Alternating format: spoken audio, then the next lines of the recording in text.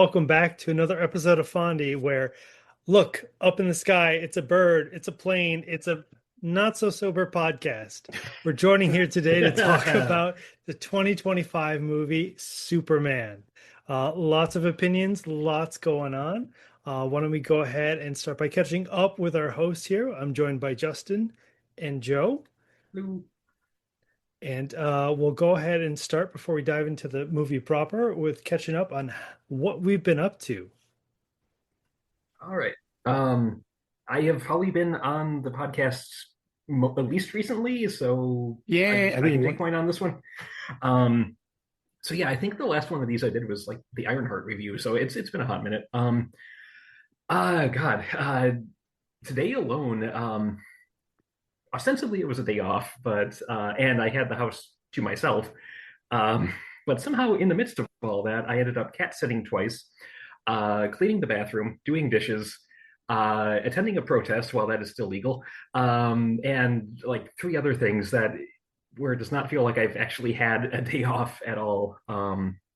Life in general hasn't been quite as hectic, at least. I've been trying to catch up on certain shows and media that I, for whatever reason, hadn't gotten into before. Specifically, Has Been Hotel, which I've had multiple people recommend to me. Multiple people say it's fantastic. The internet seems to really love it. And finally sat down, watched through the first season that's available on Amazon Prime, and I'm sorry I waited this long. It is a very fun show, a lot of heart.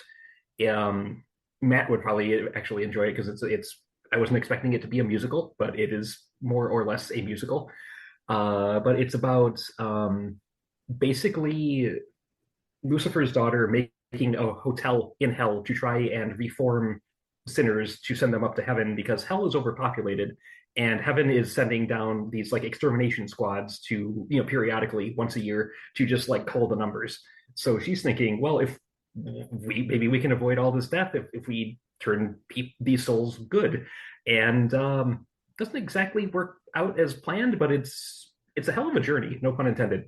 But yeah, if you like animation, especially like aimed at an adult audience, yeah, it's a surprisingly solid show. And I'm glad Cody isn't here because he would give me nothing but shade for this. It has also introduced me to the dangerous rabbit hole of U2s, which are kind of like oh Funko no, Pops, but with more Justin Henry, I will not allow it.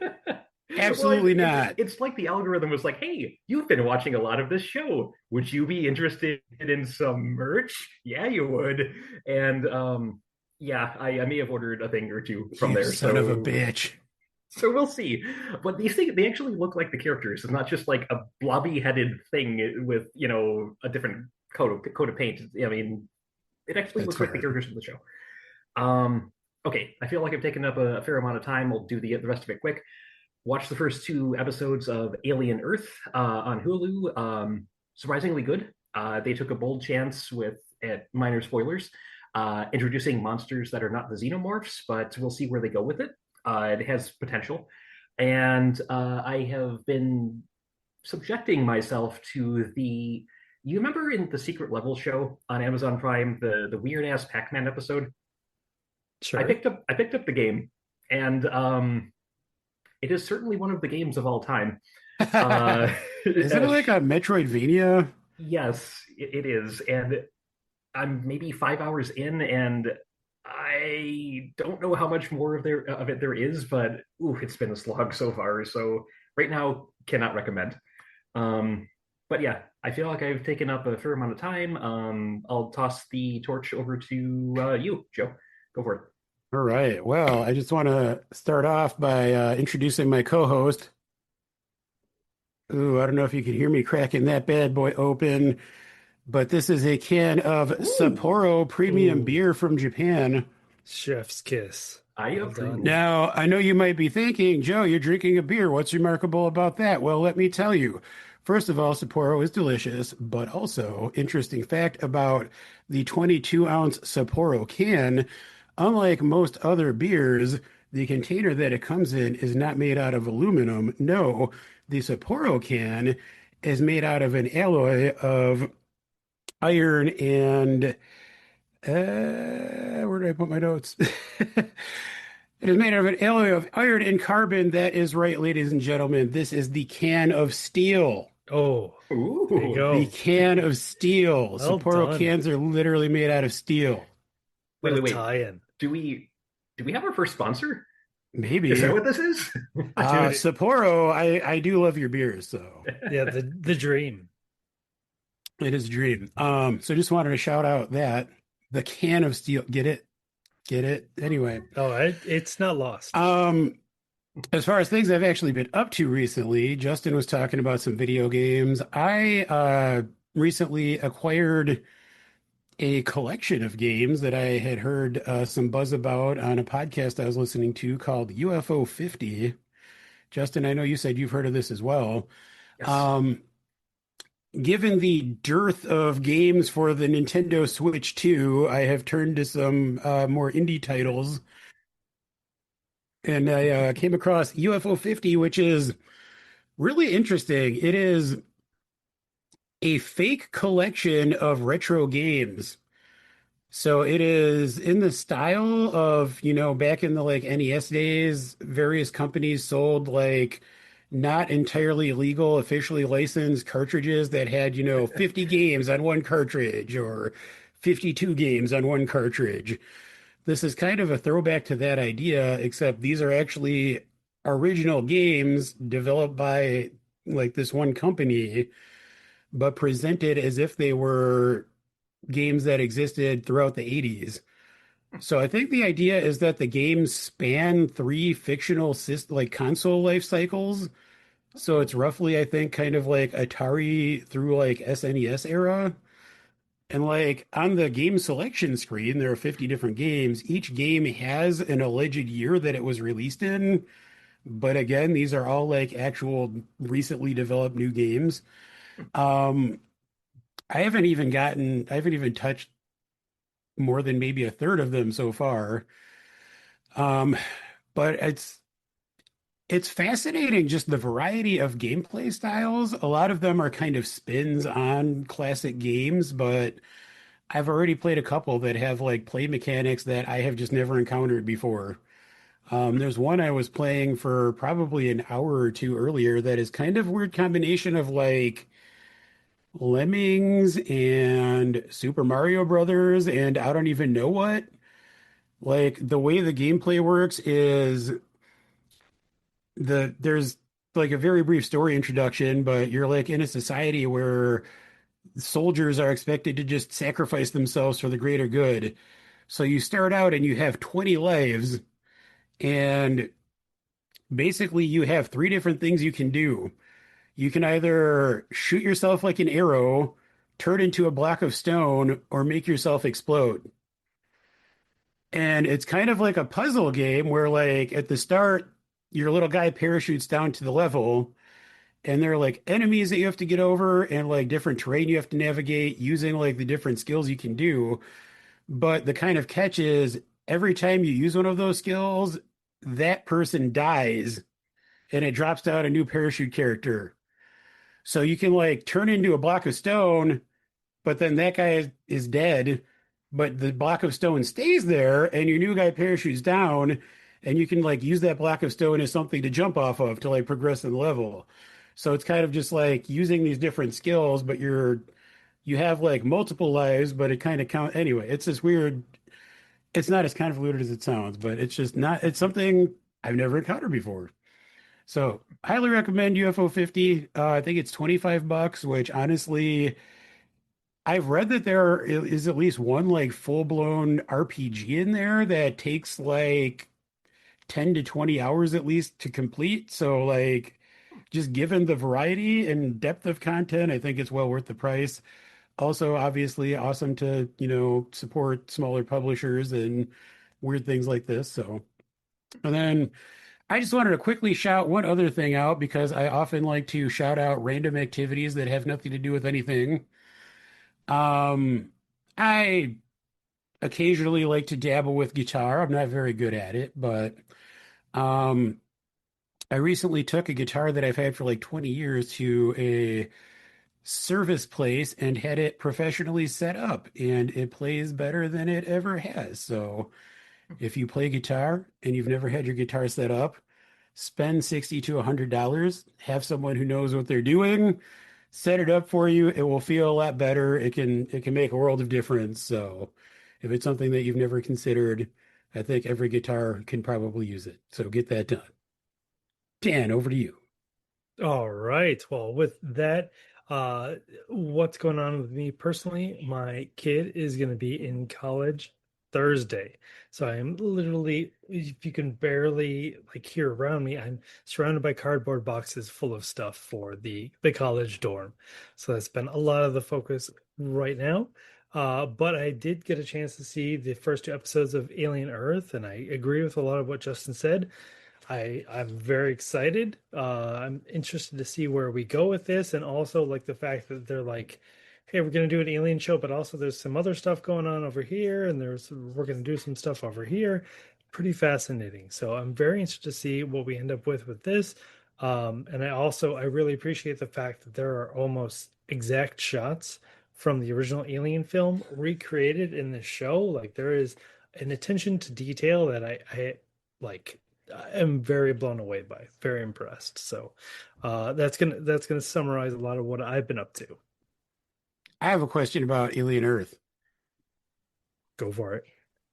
How jump scary is it? Yeah. So I made an interesting comparison when I was describing it to my wife, which was Aliens, Alien One, Aliens both had like a very limited set of characters they had to Yeah. basically be able to kill. This, you have the entire planet. So I'd say it's a little bit less jump scare, but a little bit more like slash the way. Like the body count is already All higher than right. any of the movies 2 episodes in. Yep. Interesting. All right.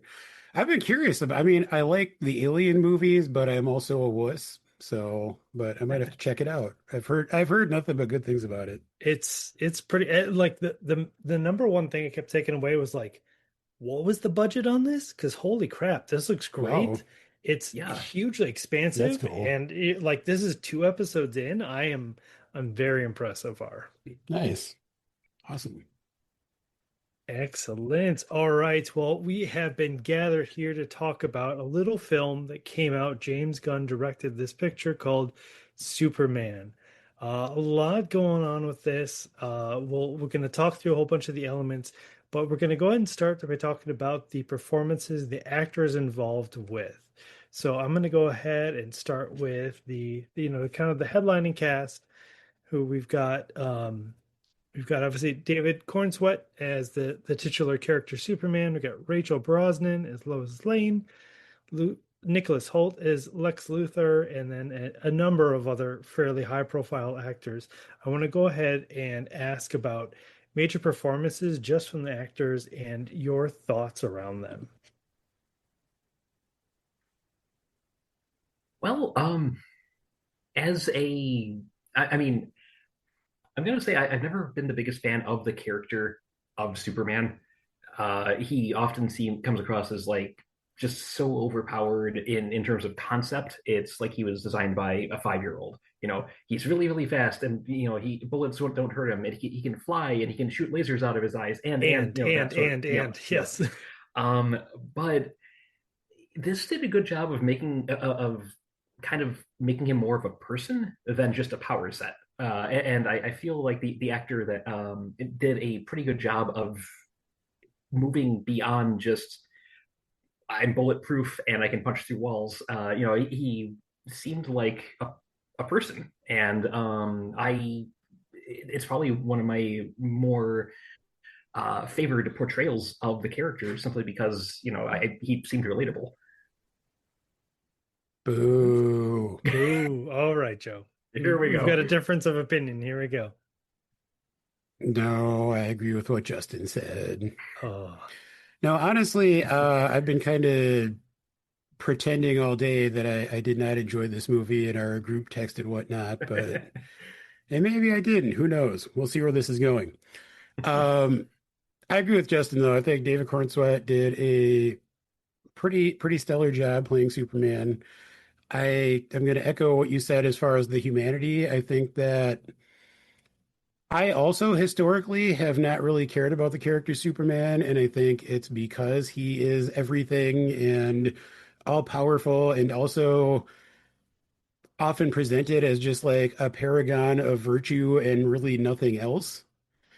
And what really makes this movie work for me is the fact that from the very beginning, we see Superman as being human. Like it is all about the fact that he is, this version of Superman is flawed. I mean, we can maybe talk more about like the actual very beginning of the movie in a minute, but I agree that David Cornsweet did a great job, bringing that humanity to the character. Um, and I mean, I also really love Rachel Brosnahan. I mean, I think she's great as Lois Lane. Like both as, her own character as a journalist, like I think she is totally believable in the early scene where, Superman grants her an interview and she actually asks like hard-hitting questions. It's like, she can't help being the investigative journalist that she is. Mhm. Um, but also as, you know, a romantic interest, but also just as kind of like a foil for the character of Superman. I feel like they have incredible chemistry. Like the two actors together, it is just like I've seen on the internet that apparently there are some rumors that she may have been a little too into some of their scenes together. I don't know Oh if there's my. truth to any of that, but people like to speculate about stuff. But I mean, honestly, I couldn't blame her. They're hot together. Like the scene where, he's in her apartment cooking dinner and like she walks in and like kind of throws him some sass and he picks her up and they start making out immediately. Like it's hot. Like they definitely have a lot of chemistry together. So um and then I guess kind of the third lead is Nicholas Hoult as Lex Luthor. And Nicholas Hoult can do no wrong. I mean seriously, I have loved him since he was in the movie About a Boy when he was like 10 years old. Like I love that movie. But over the past few years, I feel like he has become possibly one of our best working actors. Like he keeps showing up in things, and I think he's great in everything he's been in. I'm gonna second that. Like weirdly, being British, he has kind of found a great niche playing American assholes. Yeah. I don't know if you guys have seen the movie The Menu, but he plays another American asshole in that movie, and he is like fantastic at it. So he's taking the Hugh Laurie approach I to guess acting. so. I mean, he's great when he, uses his native British accent too, but I think he's fantastic as Lex Luthor. I mean, he's completely believable as this just kind of spoiled, butthurt billionaire man-child who just can't stand the fact that people like Superman and don't like him. I Mhm. mean, he's Elon Musk. Let's just be honest. That's who he's playing. Yeah, I I think think he's he's a bit fantastic smarter in than it. Elon Musk, though. No, that's true. Yeah, Yeah, it feels like he actually is, building his own things, unlike Elon Musk. But Mhm. And the whole like calling out moves and like attack patterns to yeah. his pet super yeah, soldier, like almost like a fighting game, like 5B, 2A, that sort of thing. It was just, yeah, I thought that was really clever and interesting. yeah, I thought that was Um, cool too. yeah. And going back to Lois for a sec, I do have to give acknowledgement because I greatly appreciate the fact that she was more than just like a damsel in distress. Yeah, Because in like absolutely. a lot of the earlier movies with Christopher Reeves and everything, yeah, I mean, she was a person, sure, but for the most part, she seemed to be there to get rescued. And the fact that that wasn't the case here, I I was happy about that because the character deserves better, and she got Yeah. better. So Well, Yeah. she goes and, helps rescue him from the yeah, pocket Yeah, dimension, which is pretty exactly. awesome. And no, can you read my mind montages. So I appreciated that as well. yes. uh, Yeah, I have to agree a lot about Nicholas Holt. I'll throw in the recommendation of the TV show The Great, which is about Yes, Catherine the I Great. love it so much. Unbelievable performances by multiple people, but Nicholas Holt like above and beyond. Yeah. Him as one of the Russian czars, just unbelievable. Yeah, I really appreciated the depth the kind of like fragile, almost like masculinity he portrayed, but also the multiple layers he had working. The fact that he had this like team of people he was like really encouraging on as he was like in those fights and the people like manning the different stations. I thought that added a great depth as opposed to some of the previous Lex Luthors where it's the super genius kind of like alone happening. Now you're seeing the network and all of the different layers he's got working, whether it's politicians of other nations, his own individual teams, he's sculpting his own versions of superheroes like to complete objectives. That element shows the like the depth and the like the sitting around and years of planning he put into this. Really appreciated that both in terms of the elements of the plots and how the performances acted out. I think Rachel Brosnan did such a great job. Like, yeah, not being a damsel in distress, being someone who was able to like confront one of the most powerful beings in literary history, and like put Superman in his place was simply like just asking his motives and his questions.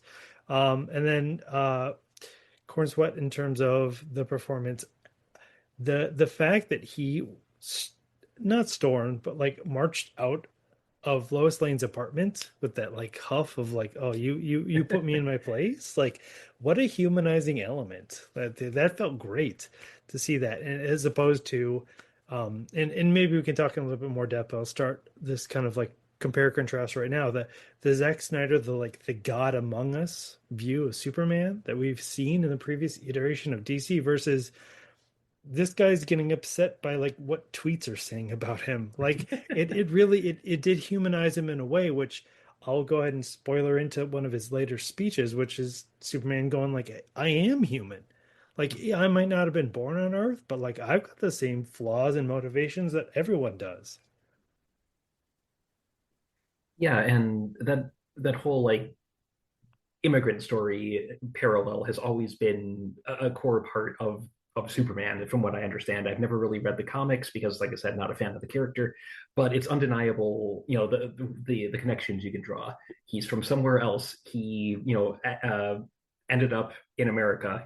He's learned, how to live here, how to make a life for himself, and how to give back to the community. That's all about the immigrant experience, and it might have been a little heavy-handed this time around, in a scene or two, but you can't remove that and still have a Superman story work, I don't think. Yeah. So Um, speaking of him ending up in America and also talking about performances, I just want to give a shout out to Ma and Pa Kent.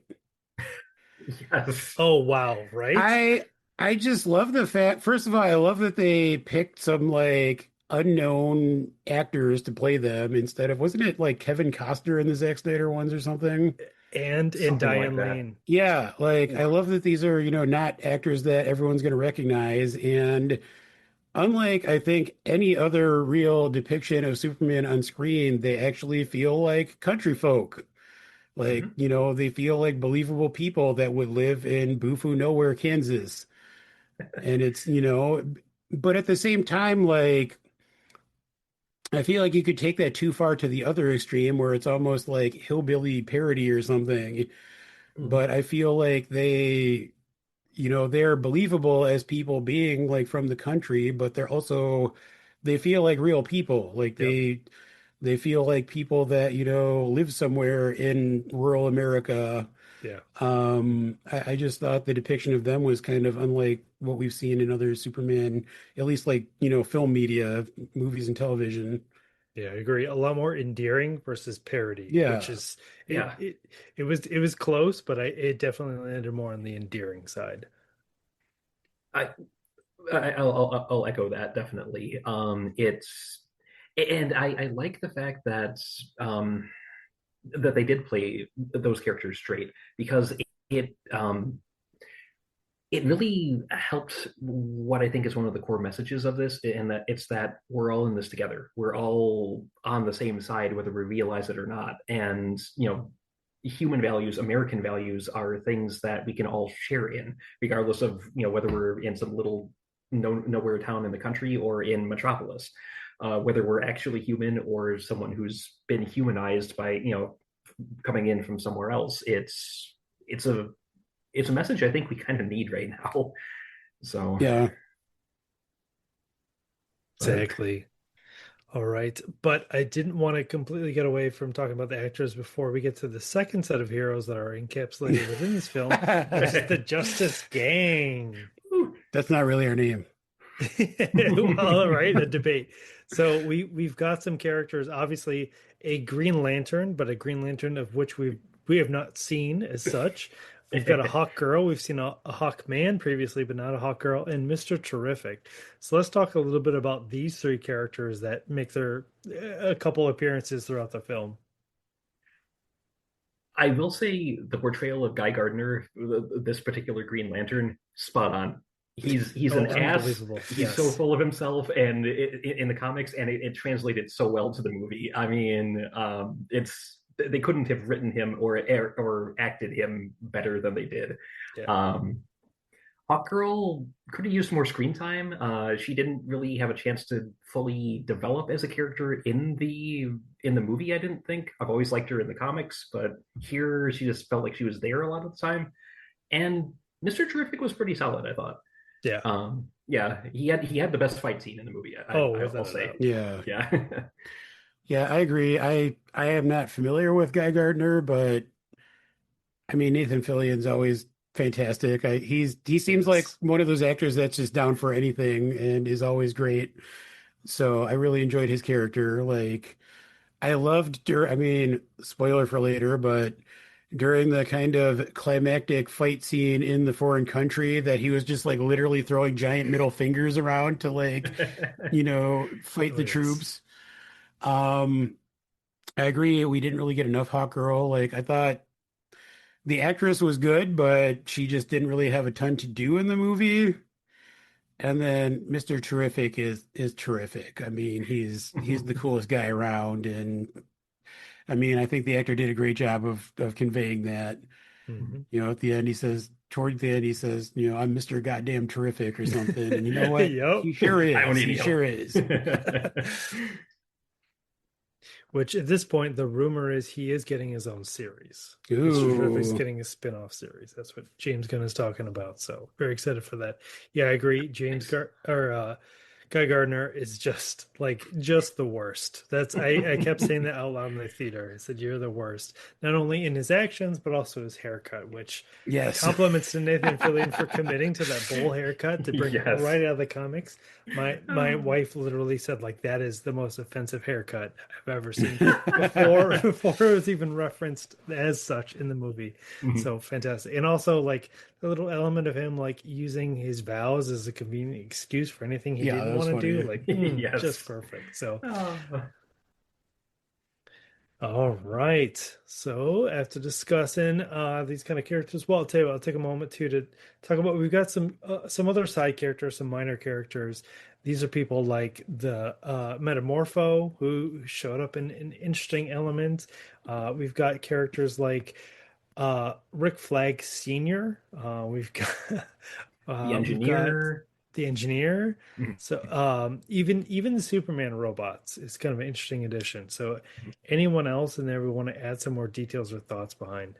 I do want to say a bit about Ultraman when we get to I mean, we don't have to do it right now, but I do want to talk a little bit about him and how they changed him from the comics. So or I can do it right now. Let's dive into it. Sure. I was wondering where his like red and silver jumpsuit was. I almost had like Japanese Ultraman as my background. A funny thing, American Ultraman actually predates Japanese Ultraman by like a couple months. Weird. They came out both in the 60s, and the DC beat them to the punch. My God. Okay, I just put two and two together in my brain. Like, I don't know anything about the comics character, but at least in this movie, he's a clone of Superman. So it's Ultra is slightly better than Super. It's the dumbest fucking thing I've ever heard. No, it is. Yes. Well, from what I remember of the comics, that if they were going with a clone of Superman, it should have been Bizarro. because Bizarro Superman was the clone that Lex tried to make of Superman, I and don't know it if they didn't. could get away with putting Bizarro in a movie these days. That's the thing. So, and plus they would have had to like dive into. Well, if they went with Ultraman as he actually is in the comics, they would have also had to introduce the multiverse already, and I don't think they wanted to do that. And I respect that decision. But in the comics, Unless at the very end, I mean, this is jumping all the way to the end of film conspiracy theory. That whole like black hole sequence with Ultraman is their like excuse into Bizarro. oh, that could be. That could be. But yeah, in the comics, Ultraman is he's from like a different universe where he's part of like an evil Justice League, as I understand it. So there's like an evil Wonder Woman, there's an evil Green Lantern, etc., and so on. And he is essentially Superman, but just evil. And the clone Yeah, they all was have Bizarro. goatees. Uh, I don't think he ever had Just a Wonder goatee, Woman. sadly. Perfect.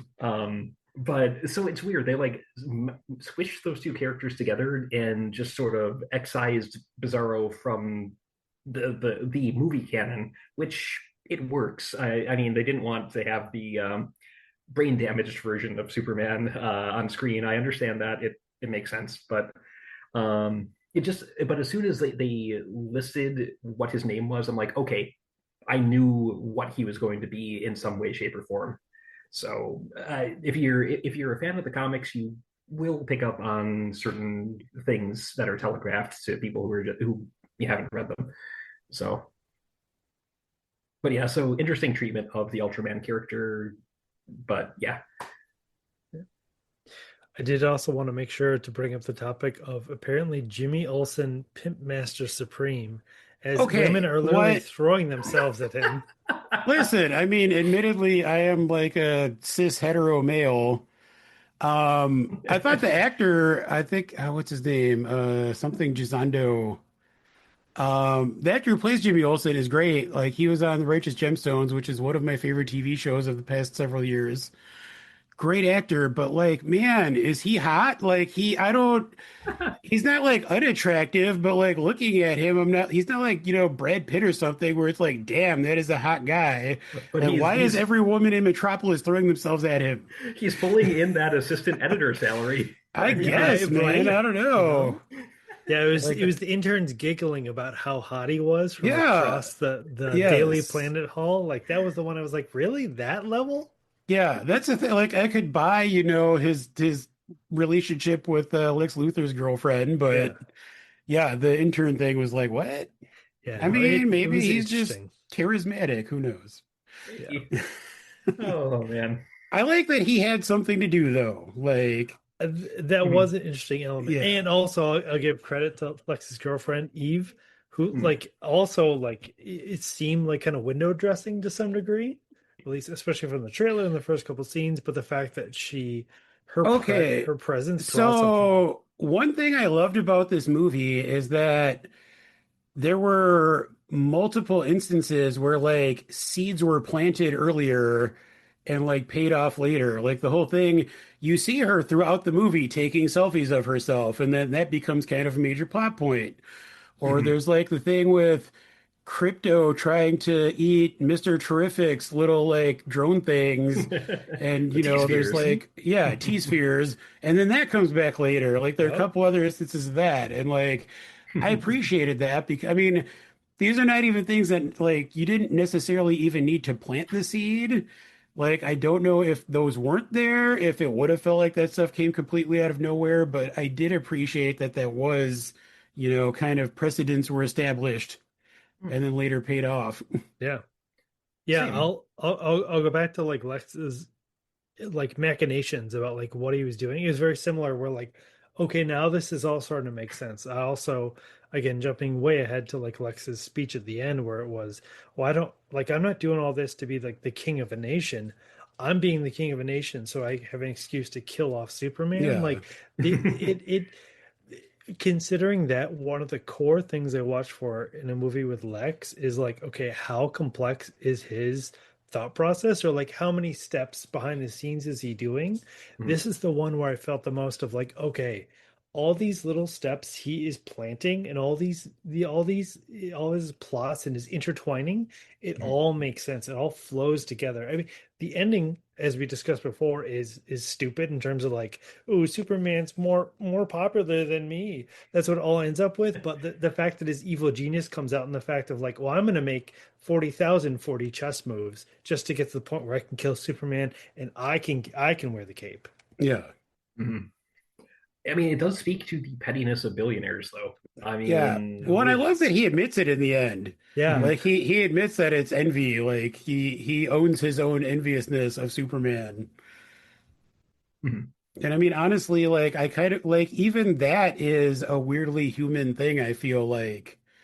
It's not some like grandiose, evil mastermind scheme. I mean, he does have like a scheme, as you're just saying, Dan, but it all boils down to a very human emotion. Hmm. He is jealous of all the attention Superman is getting. yeah, and I mean, if real world news has taught us anything, it's that billionaires thrive on attention. I mean, Yep. it's almost like they need it as much as food. It's bizarre. Hmm. So yeah, I do feel that made him a very twistedly believable character. Thank It's a great way to put it. All you. right. Let's transition from talking about the characters. We've already talked about the plot a little bit, but let's go ahead and talk about this. So the film opens up on like a sequence of titles or a sequence of text in terms of describing and kind of setting up this universe. But it kind of at first it felt a little audacious in terms of talking about like 300 years ago. But it definitely took on this James Gunn charm about like, and 3 minutes ago, Superman lost his first fight. Mhm. What an interesting note to start a Superman film on in terms of like, oh, Superman just got his ass kicked. Let's go ahead and get started. I loved the opening of this movie so much. Mhm. Because I have never really cared about the character of Superman, because he is all powerful, super good, whatever. Okay, so taking a step back. First of all, I love that this is not an origin story. James Yes. Oh James my God. Gunn knows that everybody on Earth knows who the character of Superman is.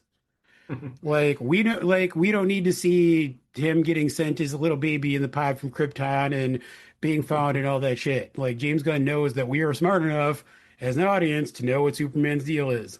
Mhm. So I love that part of that kind of opening text thing is we know that Superman has been like out and working as a hero for I think it was the 3 years. Mhm. Like, so he's already established in this universe. Like, Superman is Supermaning. We know what that entails. I love that we get that. I also love 3 minutes ago, Superman lost his first fight. We see Mhm. him immediately just like really beat to shit. We see that he has like damage to multiple organs. Like, his world has been rocked. And that immediately tells us that this version of Superman is vulnerable, Mhm. which to me immediately makes him way more interesting than most other versions of Superman I've ever seen. Yes. And again, I mean, we're probably going to end up talking about this a lot more. I feel like the overarching theme of this movie is humanity. This makes Superman feel more human because he is vulnerable. He can sustain damage, like he is suffering. Mhm. And I mean, he gets back up and starts fighting again, but like just within the first couple minutes of this movie, I was just way more intrigued by the character of Superman than I think I've ever been in my life. I, I can agree with a lot of that. I also have to give a shout out to the fact that didn't waste any time. Just boom, superheroes exist. They're a known quantity in this world. They're like airplanes or computers. They're just here. They are a thing. It does raise a certain question of the fact or of the idea that they've been around for 300 years. Like, were there superheroes during the American Revolution? I Yeah, I mean, kind of things like wondered about that. that too. Well, and also like it tells us that Superman is the most powerful metahuman, Right. Mhm. but like it's weird like what it makes you wonder what other metahumans have existed and like it's Yeah, like a whole Yeah. thing. It yeah. kind of I'll put opens a whole other can of worms. I'll put a Mhm. pin in it to talk about when they get to the Hall of Justice and Okay. there's a whole mural. We'll get to that. Oh yeah, Mhm. But yeah. yeah, it's a really interesting element. But yeah, I certainly agree. The fact that Superman starts the movie just like being knocked, not quite face first, but just like dead unconscious almost into the ice. And it's like, okay, I can get behind a hero that can lose on occasion, because if there's never any danger of your protagonist losing, there's no stakes, there's no interest. Sure, you can threaten people around him or whatever, but yeah, starting with him losing his first fight, just great choice, I thought. Um, and the comics have shown that Superman can just get beaten to, into submission, like with Doomsday. He Yep. just beat the living shit out of him until he died. But yeah, so I do like that they acknowledge he's not entirely invincible. So Yeah. Yeah, I'll take that step further. And I'm going to make a reference. Hold on to your pants for this Oh one. boy. So, to the movie from 1995, Angus, in which there's a line about Superman. And they said Superman is the least courageous hero because Superman knows he's not going to lose the fight. And historically, that is exactly the way that, like you're both of you are saying, is that, Superman walks into almost every single fight knowing, okay, I just have to figure out how I'm going to beat this. It's not a question of if I'm going to beat this situation. It's just how. What am I going to have to expel? And the mhm. fact that I think from 1995, when that was very true of Superman until now, there's been a great adding of depth to the character in terms of going, okay, well, like if you have almost infinite power, like what really is challenging to you? What really causes you to pause?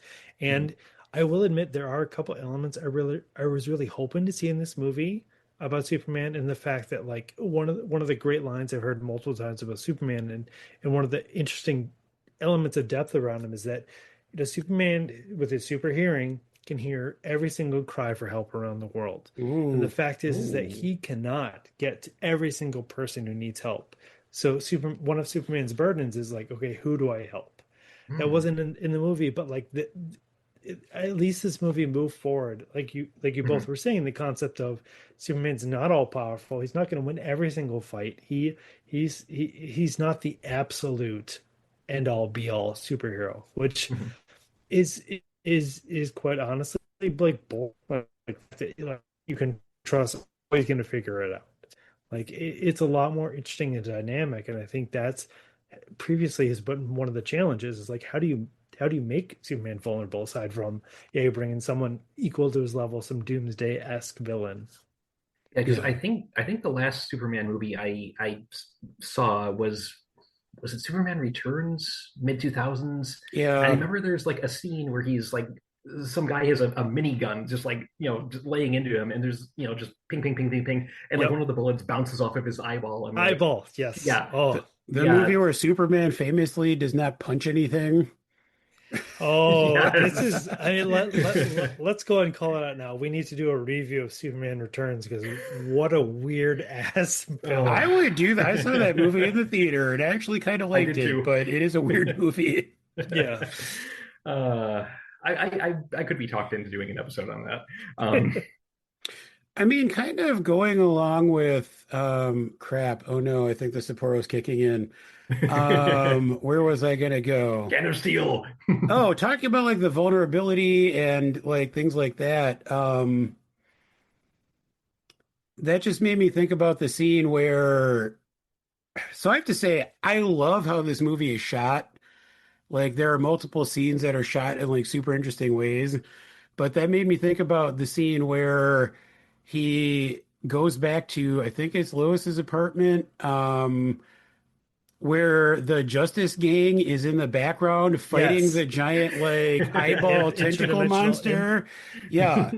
Um, And he's like, "Oh, they got it. Like, I'm not going to Yeah. worry about." But it's because he is like worried about crypto, like because Luther took crypto and he doesn't know where crypto is, and like he is dealing with emotional stuff. And I feel like most other depictions of Superman, he never really stops to like have his own Yep. feelings and concerns. And in this movie, he flies away from a fight. I mean, granted, the Justice Gang probably did have it under control, but like he like Also, I mean, again, I love the way it's shot. Like you just see the fight going on in the background. It's kind of amazing. Yeah. But it is again this very human moment where like he is concerned about, this dog that is under his care.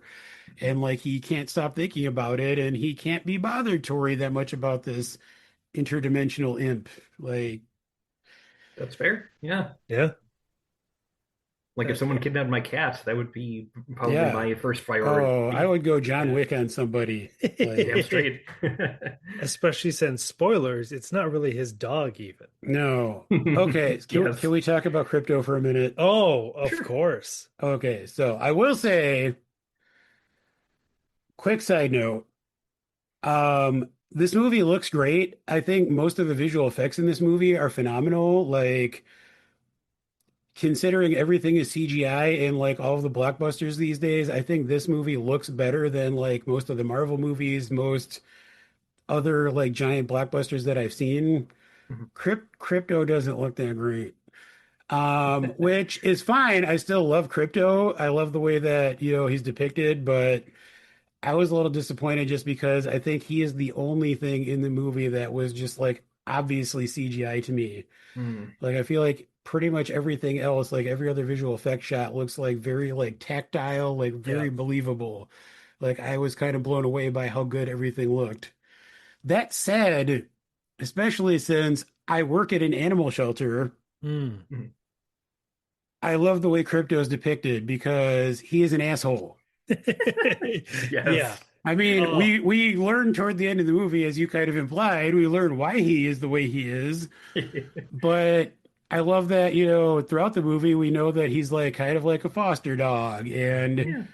a lot of dogs are not perfect, they still can love you and, be companions, but he doesn't really obey everything that he's supposed to be right. doing. And, he's far from being the perfect dog. And like, Yes. but Superman is still concerned about him and still cares about Yeah. him. Like, Yeah. I'll be honest, this fucking movie made me cry multiple times. One of them was in this scene when, he's kind of talking about it, and Lois is like, but it's a dog. And Superman says, God damn it, I'm getting emotional again just talking about it. Oh. It's Kevin Smith did the same thing. I have Yeah. a feeling I know exactly what line you're talking about, which is Mhm. he's not even that good of a He's dog. not even that Yeah. good of a dog, but Like, he's alone and he's probably yes, scared. Yeah. yes, And to me, that was like everything I needed to know about this version of this character. Like, yeah, that again is like this just incredibly human thing. Like, at least people who are not monsters, care about animals. And like, even if they're not, perfect, like, we still feel like we need to protect them and help them. Damn straight. yeah. I mean, and take that step further to where he like saves a squirrel. Yes. Yes. Yeah, I love that. Like what the hell? I mean, like my wife literally watching this is like, "Are you kidding me?" As he's like saving the squirrel because it is that same thing. It's the like, look, it doesn't matter how small, it doesn't matter how like good this particular person or dog is. It's the matter that like, look, this is what's right. Is that like Yeah. you shouldn't be smashed by a giant kaiju. Like you should have this Well, and opportunity Right. to keep going. even the So giant kaiju, like he was trying to save that Yeah. giant monster that was like yes, destroying Metropolis. Like we could take it to a preserve and Yeah, study take it it or to an whatever. interdimensional yeah, zoo. Like, yeah, Yeah. like he really was trying to, he's always trying to find the best solution for yeah. everything. Whereas Guy Gardner just makes like an eye-poking Yeah, construct well, out of Oh, green I know, light. right? Just, is it a James Gunn Did movie you? without some sort of eye horror? I mean, Thank you, Point. Jesus. What is it? like, it's like Starro from the Suicide Squad all over Yeah, again. exactly. Like Mhm. I need to bring one movie without the eye stuff, please.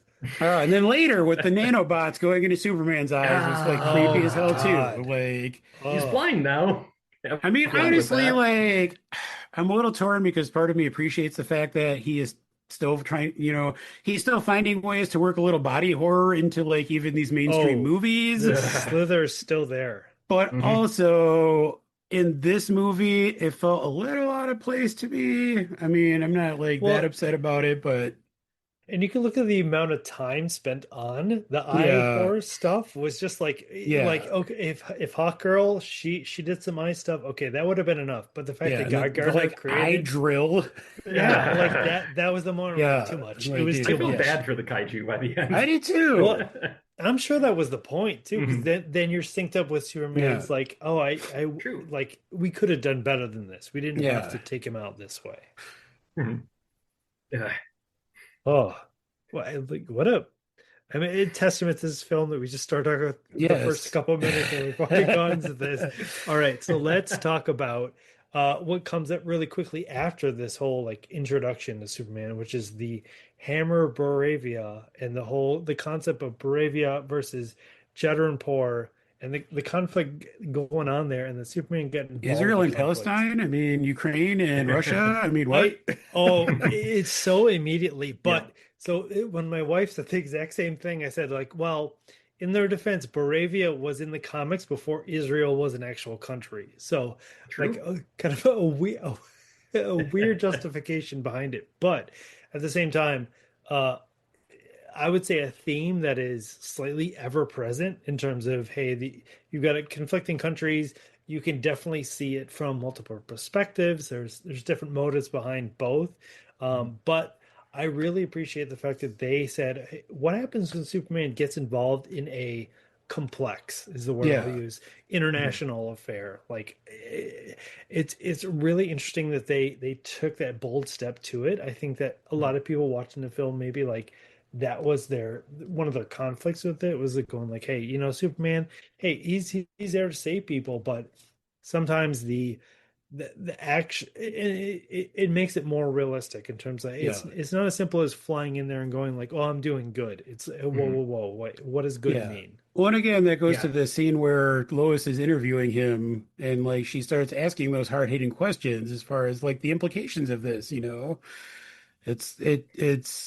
It's easy to be like, well, they were going to kill each other, and I stopped them, but it has some broader ramifications. Mhm. And I thought it was interesting that they took the time to raise some of those questions. Yeah. Yeah, it was a mature take while not straying too far from what makes comics entertaining. Like the goofy, people in tights, flying around and shooting laser beams at each other. And yet it made that relevant to current day events and just historical events even. So I mean that's some magic right there. You know, just taking these two completely disparate things, squishing them together and not having it just Hmm. explode.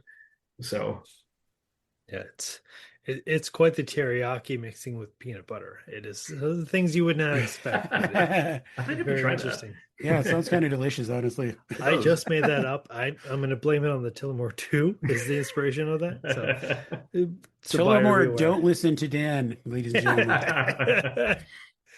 All right. So, in addition to the Baravia and John Rapport, we also have the interesting element of the message from Superman's parents, Jor-El and Laura Lorvel, who had this message that is comforting as they bring up in the film to Superman. It's one of the kind of the main impetuses. But as we learn in the second half of the film, or not even the second half, really, it's still in the Just first kind half of of the film. midway through, yeah. Yeah, that the Harems, mess harems, harems, harems. right, the message takes on this strangely nefarious, or at least from an Earthling's perspective, nefarious purpose. Something that I'll say that they've explored, I think, slightly in the comics. I'll especially point out to Smallville, Hmm. actually kind of took this angle as well. That like Superman coming was a little bit less altruistic and a little bit more like conquering. Hmm. They took the angle of it. It was really interesting, and quite honestly, it was jarring to me in the film. Like I was very surprised that they took this angle, they took this element, but knowing the overall arc, like it makes a lot more sense. But I want to get both of your impressions about this message from Superman's parents. See, I found this really interesting in a meta perspective because I'm going to take a step back and talk a little bit about how Superman has influenced other media, because there's a little series called Dragon Ball that you may have heard of, where the setup for that is stolen straight from Superman. Goku is an alien that crash lands on Earth, Sure. and but he doesn't have any memories of where he came from. He was a baby, and he gets raised by this old man who teaches him to be at least somewhat of a upstanding human being, so to speak. Very similar to Superman. So that Dragon Ball stole that completely from Superman, but Goku was originally sent to Earth to conquer it, and when he doesn't, there's reserve forces that get sent in and whatnot. Is a whole big long story arc that spans years. But basically, so that there was that element that they tried to add in to make it a little more distinctive, and now we've got Superman in present year that is stealing that back from Dragon Ball, where it's like he was actually sent here to conquer, but because of how he was raised, that has that never came to be. So it's an interesting bit of like art imitating other art and taking everything, kind of taking pieces from other things and working it into itself. That's just my own perspective on it. I found it very interesting from a cross-cultural standpoint. So That's I literally did not know that element of Dragon Ball Z, so it's Me amazing that neither. you've got these similar elements, and it's challenging. And I mean, why don't we just jump ahead to the end of the film, because I will say that the message really echoes a lot of that, like Guardians of the Galaxy 2, like, oh well, he's your father but he's not your daddy element. mhm. And I felt like that was the same a lot, which makes me question a lot of James Gunn's home life. But Fair. but it is kind of the interesting that, like, and I do really love the message of, hey, like, just because something gave you a lot of direction and encouragement and helped form you, you learned a little bit more about it. It is not as clear and as gleaming as it was before, but it's still important. It still informed who you were Mhm. and drove your direction. I think it's a powerful message, especially in a world where, like, we're constantly dealing with the fact of the how do you separate the art from the artist? Yeah. Like, how many times have we been like, oh, we love this person, and all the things they're creating, and then we find out, ooh, like, there's some darker sides to this. Like, does that really lessen or darken the how it affected you and like how it impacted you? Like, everyone's got to deal with that in their own way. And it felt like this was an interesting element to add on to Superman, to go like, hey, once again, it's not something you can punch your way out of. It's the fact that, like, hey, you thought the message from your parents was one thing, and now it's kind of another thing, and you've got to deal with it, and the whole world has a perspective on it, and you can't punch your way out of it. I'm just looking something up in the background here because I swear there was a lot of, I know there was backlash against the movie from, shall we say, certain elements of society, and I'm trying to look up to see if it was because of this. The fact that he's not this completely pure, good individual, and that he was sent here for, for a purpose of conquering Sure. us and whatnot. Because if that is the case, then they're missing the entire point, the entire message behind who Superman is. Um, let's go with the idea that there was some backlash because of this, because I'm getting like ads and Go paywalls on for what it. I'm You looking at. go. So okay, if there's backlash about this, about oh, Superman's been sent here to to conquer us, he's not good at all, he's it was just luck that he ended up the way he is. No, okay, the message here is, sure, that's why he was sent here, but you know what stopped him from doing that? You know why he ended up the way he is? Small town American Hillbillies. values. Yes, small town American values. And you've got all these people on the right who are upset for whatever reason about like how he's portrayed in this. And if this is one of those elements, they are completely missing the script, Mhm. because what saved him, what redeemed him, is the values that Ma and Pa, Kent, instilled in him. And Yeah. those values are intrinsically American. They are intrinsically small town. They are intrinsically loving your neighbor and Yeah. just being a good person. It's that is, there's no stronger endorsement of the American dream than that. And the fact that this movie got backlash for being slandering the character or being too woke or whatever, it is ridiculous because at its core, it is a celebration of what America is and Yeah. should be. Um, so Let me tell you a story about a man who loved his neighbors. His name is Jesus Christ. But I'm not how going good to. were Jesus Christ's eyes lasers? I mean, That is a fair question. there was more of a Shiva thing, I think. No offense to any of our Indian listeners. I mean, Justin, what you just said, like, I was thinking about this earlier. I feel like, I mean, historically, Superman's whole motto has been, truth, justice, and the American way, which we have Mhm. gotten away from, as time has gone on. Yeah. I feel like, well, in this movie, he says something to the effect of like, he's not representing America, he's representing himself or something. Mhm. But it occurred to me that I feel like the character of Superman is how it's like how America idealizes itself. Mhm.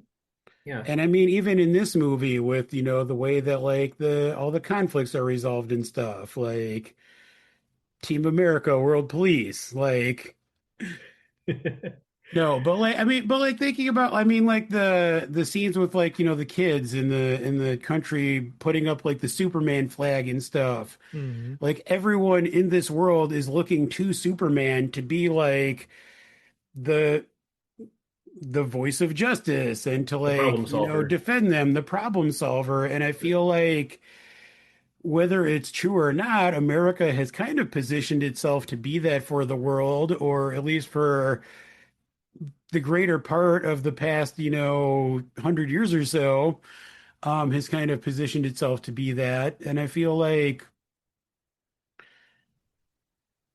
Yeah. it's this movie is kind of, what if we could actually do what was right for the world? Yeah. That's Well, why you I know mean, it's fiction. yeah, there you go. Well, I think that was probably a really huge challenge for James Gunn going into this is that how do you write a character that feasibly has almost unlimited power that can hypothetically solve almost every problem within a couple instances. Like what challenges do you put forth that really like can cause them to take a pause, to take a think about like what's going on? Um, and also how do you write a story that is echoing out throughout the ages, but like feels really current as well? Like it's a tough needle to thread that James Gunn had Yeah. about this character that so many people have this mental image of Superman that like how do you really like appease everyone? And I think he made the right choice in terms of going like I can't appease everyone, so I'm gonna have Yeah. to make a choice. I'm gonna Oh no, drive Justin's a gone. direction forward. I know. We'll We'll keep just slow keep drilling rolling. on. Yeah, I mean, I agree with that. I think, well, and also, I mean, I think it must have been tough too because this movie is almost inextricably linked to today's political climate. Like, obviously, there are parallels that you can draw, like, in multiple ways to, situations that are going on in real life, but it also shies away from being so overtly about those things that it is, necessarily going to alienate people that are on the other side of, Yep. American politics. Like, I feel like this is one of those situations where, I don't know how anyone could disagree with like the overall message of this movie. Right. Like it is applicable to the times we live in, but it is also kind of timeless in the sense that like Yes. who is going to argue with not hurting people and not killing people and Exactly. trying to do what is right. Like I think he does. It is kind of ingenious the way that he walks that line of making it feel relevant and timely, but not really saying like "fuck you" to people that are on the right Yeah. or people that have other viewpoints. Yeah. I'll take that a step further and go like, okay, you think about some of the recent think about all the Superman movies. Which are the ones that like a decade later you want to watch? The Christopher Reeve Yeah, couple ones? Yes, because those are Mhm. like timeless Superman yeah. movies. The Brandon Routh Superman Returns, like that's gonna be really entertaining to rewatch right now, but I have zero zero want to If only rewatch there was that a giant movie. spider in that movie. If only. Oh my God. Oh, that's a whole other spinoff we need to go through. But Do you know the anything about polar bears?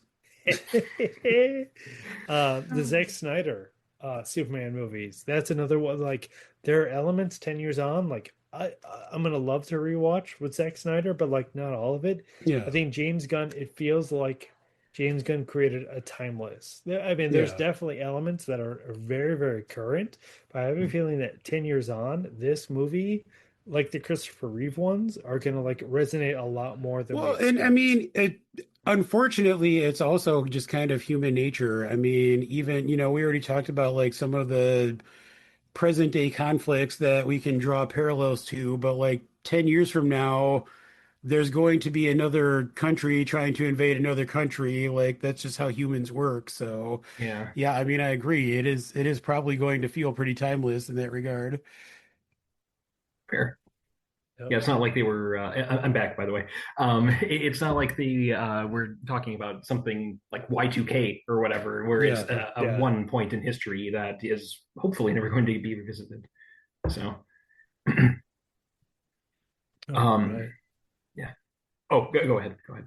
Oh, I was just going to keep going through the plot and just kind of talking about, as we talk about, Lex breaks into the Fortress of Solitude with an element that you could probably pick up on, at least like starts to see the projection of like how did he get in the Fortress of Solitude without some kind of Superman element. Um, Getting into the Fortress of Solitude, I want to talk about that fight scene out of like everything that was in the film, kind of referencing what Joe was talking about with some of the CGI.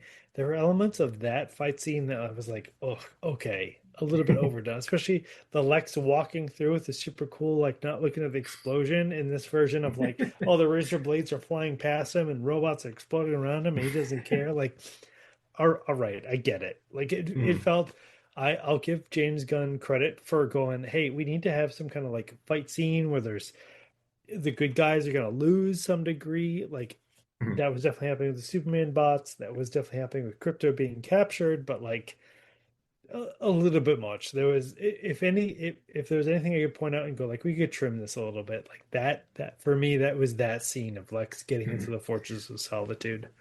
So I have a question about that scene, which is going to lead into something else that I want to talk about a bit later on. Was there music during that fight? Because I Ooh, There honestly don't. was. There was yeah. okay. I just don't There remember what the hell was the song was. It was the Lex theme, which was that real like low. It was super deep bass that like don't that kind of Oh, like okay. very like Okay. ominous like guitar riff that was going Oh, on. okay. That Okay. was happening, but you're right. It was completely overshadowed with the like the nanite razors flying around Yeah. and the Yeah, the things getting cut in half and all the yes, yeah, yeah. yes, Okay. I think and my the biggest problem with that scene was the engineer was hacking so hard that she started like changing form. It was just so weird. Like what? it was and don't forget the fact that she rather than like flipped to like get upright, she like morphed Oh so that yeah. her Yes. head went from Yeah. where her butt was to like her head. Like it was so unnecessary. Yeah, that was weird. It was super weird. It was noticed. Um and I'll also throw in the element that uh we've been talking about crypto, we've been talking about like the like how much soul Crypto being in there added to the movie. Um, Bold and it's always a word of caution whenever you endanger a dog in a film. Yeah, That's absolutely. like added the stakes in terms of the villains for sure. Like it made Yeah. me feel a lot less worse when the engineer got her ass kicked later on. So it was Again though, with planting seeds, like when we see yeah, her, put that like muzzle thing on Mm. crypto, we see the girlfriend kind of like wincing at that. Like yes, that's kind of the first time we see her, obviously not liking what Lex is doing. Mhm. yes, Yeah, and I do like those little touches.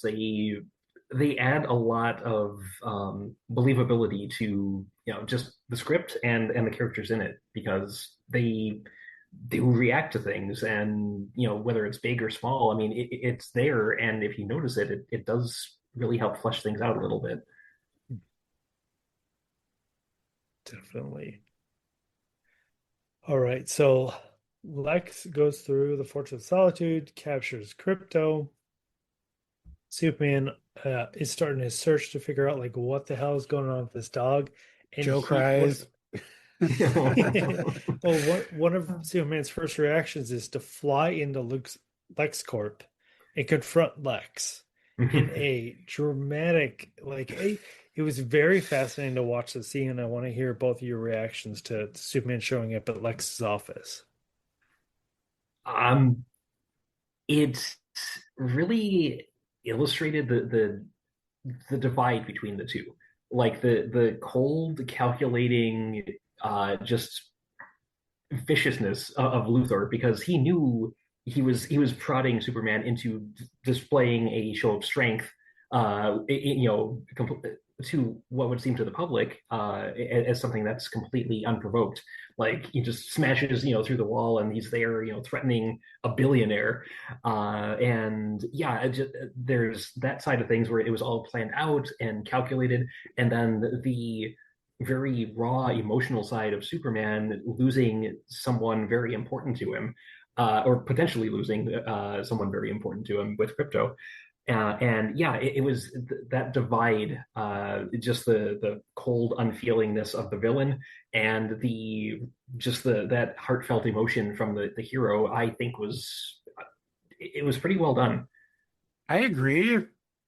I also, at this point, want to shout out Michael Ian Black as a news anchor. And I feel like James Gunn works in a commentary about like the 24-hour news cycle here Oh yeah, because we previously see him like, defending Superman or like, singing Superman's praises. But when this happens, we get, the reaction of he says something like, "The only wild dog I see here is Superman. I can't believe blah blah blah." And right. then like he's kind of a recurring character throughout the movie, changing his tune at various points depending on what's happening. Mhm. Yeah, not quite J. Jonah Jameson, but in that vein, just a bit Yeah. more believable, I Yeah. think. One, it's fascinating how much the media and the overall public reaction was a character in this. Yeah. You could definitely feel the shift in reaction. I will say when Superman's parents' message, the full thing got leaked out, it I have to admit, like it didn't seem like there was enough like questioning behind it. They had that one interview of the guy who was like, you know what, I always stood up for Superman, but you know what, forget him. Like it was Mhm. like, whoa, already? Like it Yeah, shifted that fast? That was that pretty did quick. throw me off a little bit too. Like you would think there would at least be a minute of like Yeah. I mean, I would like to think some people are smarter than that to at least be like, okay, like this is a thing, but like what has Superman ever done to show that he is evil or Right? trying to You, like enslave yeah, us or built like all he's ever done is save people. Yes. and Which built his it secret harem in Antarctica. His secret harem, I know. And I on a rewatch, I noticed how much that Lex, when asked that question, Michael Ian Black's like, but hasn't Superman done all these altruistic things? Yeah, He saved all these people, and Lex literally goes, well, he's been grooming us, and I it felt did like love that. that Mm. that word, yeah, Yeah, it was just perfect in terms of the tonality and like the impact that it had. I was very impressed to how much like okay, we've near we've managed to weave in this whole like media narrative that like we can definitely get carried away with. Yeah. So Yeah, the it was almost a little too much, but I think I mean, considering the world we live in right now, it didn't seem off base. Yeah. So, all right, so Superman goes on the look for Crypto. Crypto's captured. As you mentioned before, Superman's looking around. After he confronts Lex, he is going back to the apartment where Lois is, and they have their kind of their second conversation, their second big scene in the film, where they're reconciling a little bit, kind of like coming to terms with, okay, this relationship is always going to be challenging. I thought that was a really, really great scene in terms of adding depth to the relationship, both in terms of these two dramatically different characters, but also like realistic people. Like, oh, okay, we had a fight. It didn't end great, and now we're gonna kind of reconcile it a whole mm, bunch here. yeah, their relationship was well. I think I do need to mention something we kind of skirted around, but we've kind of been doing spoilers anyway. Yeah, Lois knows who he is, like just Yeah, flat out. And yeah, the fact that they just went with that and like, okay, that cuts out a lot of the chaff that it gets in the way of a lot of other Superman stories, and it's just like, okay, we can actually address this relationship as a relationship and not like a cloak and dagger secret yeah. ridden clandestine thing, and I found that refreshing. Yeah, I'll double down on that. Where who didn't know Clark Kent was Superman at the end Yeah. of the film? Like Yes. it was a shorter list to say who didn't know. I did think it Which was interesting that there's the like little bit about how his glasses like obscure his face or something. Like, hypno The hypno glasses. glasses. okay, yeah, kind of like throwaway, but also like helps explain why everybody doesn't recognize him as Superman. Yeah, Also, shout out to my wife who noticed when Lois comes home and finds him in her apartment, he's not wearing his glasses, and she Hmm. caught that. I didn't, and it's just like, oh, and then all of a sudden you find out, oh, she does know who he is, and it's just a nice bit of visual storytelling there. yeah. Yeah. So yeah. Excellent, excellent. So end of that scene, we've kind of already talked about the whole like, hey, Crypto's alone and he's afraid. I'm going to turn myself in, which is that is probably one of the most Superman moves in all of this in Yeah. terms of going like, look, if you really have a problem with me and like this is the process, I will submit myself to the process. I'm not above the law. I am entirely within the law, which is a really interesting element, especially considering, kind of what happens next. So any reactions to Superman literally turning himself into the Department of Justice? I mean, like you said, it is like the most Superman move. Like Mhm. it just feels right for the character, so it wasn't really a big shock or anything. Yeah, it felt authentic, and but not in a cringy sort of oh my god, I can't believe you did that sort of way. It just seemed like something he would do as a gesture of goodwill, of good faith, and yeah, I think it worked. Yeah. All right, and then from there, obviously he gets arrested. Rick Flag Sr. is kind of reading him his unrights, as interesting as is kind of shown there. But then it gets us to the point where Superman is in this pocket universe. We've obviously seen this behind the scenes of what's going on, but Superman's starting to get exposure to like the depth of Lex's plans and what's all involved.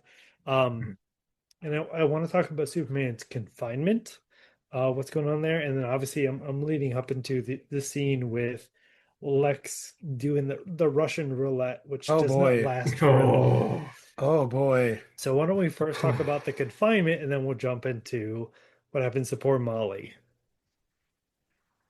the confinement as a whole, I felt was very interestingly done because you had people who were there so long that their only concern was towing the line and not making Yes. anyone mad. So when when Superman does eventually come up with a plan, or Superman and friend, we'll get to him in a second, come up with a plan to get out of there. They're like, wait, no, you can't do that. You're gonna mess everything up for the rest of us, and they start calling for the guards. It's Stockholm syndrome in the most extreme way, and it was heartbreaking, I thought. Yeah, I agree. for a movie that is and rightly so prides itself on being bright and clear, it took such a dramatic turn into the dark and the dour, and really the hopelessness. It was really really interesting to put Superman in a spot where realistically, like he could not himself get out of that situation. Mhm. Yeah. Uh, all right, so let's talk about this Russian roulette scene. That was Um, dark. It was dark. It was dark. It was unexpected. It was that like gallows humor. I know when I was in the theater, it was the gallows humor of like, whoa, did that actually just happen? Yeah. Yeah, I He was was like, when you see the setup, I was like, are they gonna go that dark? But it's James Gunn, but also it's Superman, and it's Yeah. like, by and large, an optimistic movie, but like, I mean, it I don't know. it almost felt more the Joker than Lex Luthor. Like that Yes. felt like something the Joker would do. Yes. Uh, but Lex's reaction when the basically when the inevitable event happens, I think it also kind of spoke to like his character. He was like, "Oh, well, that happened quicker than expected," or whatever he says. It's just Yeah. sort of like a that naivety, that removal from the real world that Yeah. that billionaires have, and it's like, "Oh, okay, this is a real thing that just happens, and well, I guess we have to live with this now," kind of a thing. But at Yeah. the same time, no consequences. Well, It, it's yeah. yeah, Well, it's he's also just like so focused on like punishing Superman and trying to destroy Superman that it's like he doesn't even care that he just killed this guy. Like it doesn't really mean anything. And I yeah. mean, I think that speaks volumes, about his character. hmm There's that brief jolt of a reality check, and then just like almost immediately subsumed, which is Yes. yeah, that speaks like you said volumes. Yeah, I've heard a lot of criticism about that line afterwards. Like, oh, I didn't think I thought this was going to go longer. Yeah. Like, I I think if you just look at it in that moment, at that shock value, like, yeah, it's pretty like it cuts. It's trying to cut the impact of that.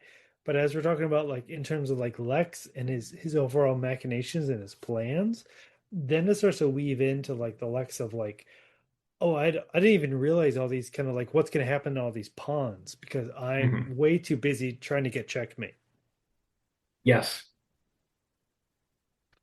Yeah, and his biggest concern was, oh crap, now I have to grab another one and drag them out here. So Yeah. Yeah, it was just like an inconvenience more than anything. inconvenience, which I will like out of the kind of the jokes or at least the like the breaks in the darkness there, the line about like we'll get that reporter Clark Kent. I thought that was actually like that was a really well woven in element of Yeah, kind I of humor, agree. but off a reference about the universe at large. Yeah. I feel like it was interesting too, just as far as like, I mean, again, I'm not super well versed in comics or anything, but it shows us that this version of Lex Luthor is willing to get his hands dirty and like actually, take a life himself. Whereas I feel like a lot of other depictions, he just relies on henchmen to kind of do the dirty work. Or jars of piss. Yeah, or that, but it's just like, oh shit, like he literally just murdered someone in cold blood and like does Yeah. not really care about it. Like Mhm. again, it says a lot about who this character is. Yeah. Yeah. No, I appreciate that a lot because there is again with Lex having an entire team of like the henchmen who are Yeah. going on behind the scenes, the fact that he's literally pulling the trigger on this. And like I would argue that he knew this was going to happen eventually. It's not that he was surprised that he did it. It was again a surprise that like it happened so quick. He thought he'd get at least two or three more Yeah. questions out of it. hmm All right. Okay, so we're in this pocket reality. We've seen the dark side, and then we start to have the kind of turn as Metamorpho sees what happens, feels remorse, and starts to work with Superman to actually start to plot this escape plan in terms of Metamorpho's son and kind of what all is involved, as well as Mr. Terrific has his, as you referenced before, like amazing fight scene. Probably that is the one that like I've literally myself sat down and rewatched just that Mr. Terrific fight scene a couple times because it's just so well done. It's got that James Gunn like needle drop of some kind of like crazy song that is just juxtaposed to all the violence that's happening. So let's talk about like Superman starting to get out of the pocket universe. Um, yeah. Very interesting imagery in the Pocket universe itself. Just they went with kind of like a weird, almost bismuth kind of texture to all of the surfaces there, where like very much right angles on right angles on right angles kind of a thing. Which was a huge contrast to, like you said, the Mr. Terrific fight, which is bright and sunny and very organic and whatnot. Yes. That was yeah. So those two things kind of overlaid over top of each other were an interesting visual and tonal comparison, I thought, and contrast. Also, that song was 5 Years Time by Oh, Noah and yes. the Whale. Ooh. So, yeah, the only Added to song I your can remember playlist. from the movie, in all honesty. Sure. Yeah. I just want to give a shout out to Anthony Kerrigan, who plays Metamorpho. If anyone has not seen the TV show Barry, he plays NoHo Hank on Barry, which is one of the best TV shows of the past probably couple decades, and he plays one of the best characters in TV history. So check it out. Well done. Cool. All right, so we've got Lois and Mr. Terrific saving Superman out with Metamorpho, Superman, Crypto. It's a whole set. Yes. Getting out of there. Where am I going with this? Okay, so they get out successful, and then we see, in kind of an interesting turn, I thought, the recovery of Superman. So they get to Smallville.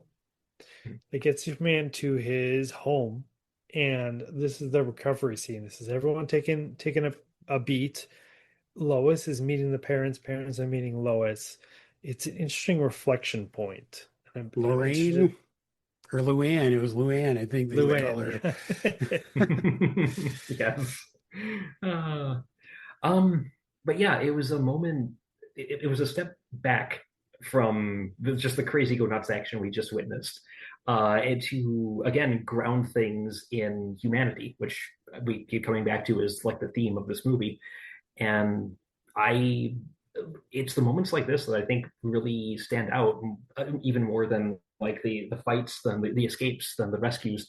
It's because they provide a grounding and a counterpoint to all of the crazy action that's going on, and they make you they are the reason to care. Like Okay. Ma and Pa Kent, they're real people that live in this world, and they're in as much danger as anyone else, and they're just trying to get by. And that's something the comics sometimes overlook. So Yeah. you were about to say something. I was gonna try to save this for later, but like going because you said what you just said, I feel like this movie is more interested in these moments than it is in action scenes. And I also feel like even the action scenes in this movie are more about the people and the humanity than they are about the spectacle and the action. Even like the Mr. Terrific fight scene that you guys were just talking about is an incredibly cool sequence, but it's mostly like a close up on Lois. Like he Yes. creates this like protective barrier around Lois, and most of that scene is seen kind of like close up on her, so we get kind of her perspective while all this crazy shit is going on around her.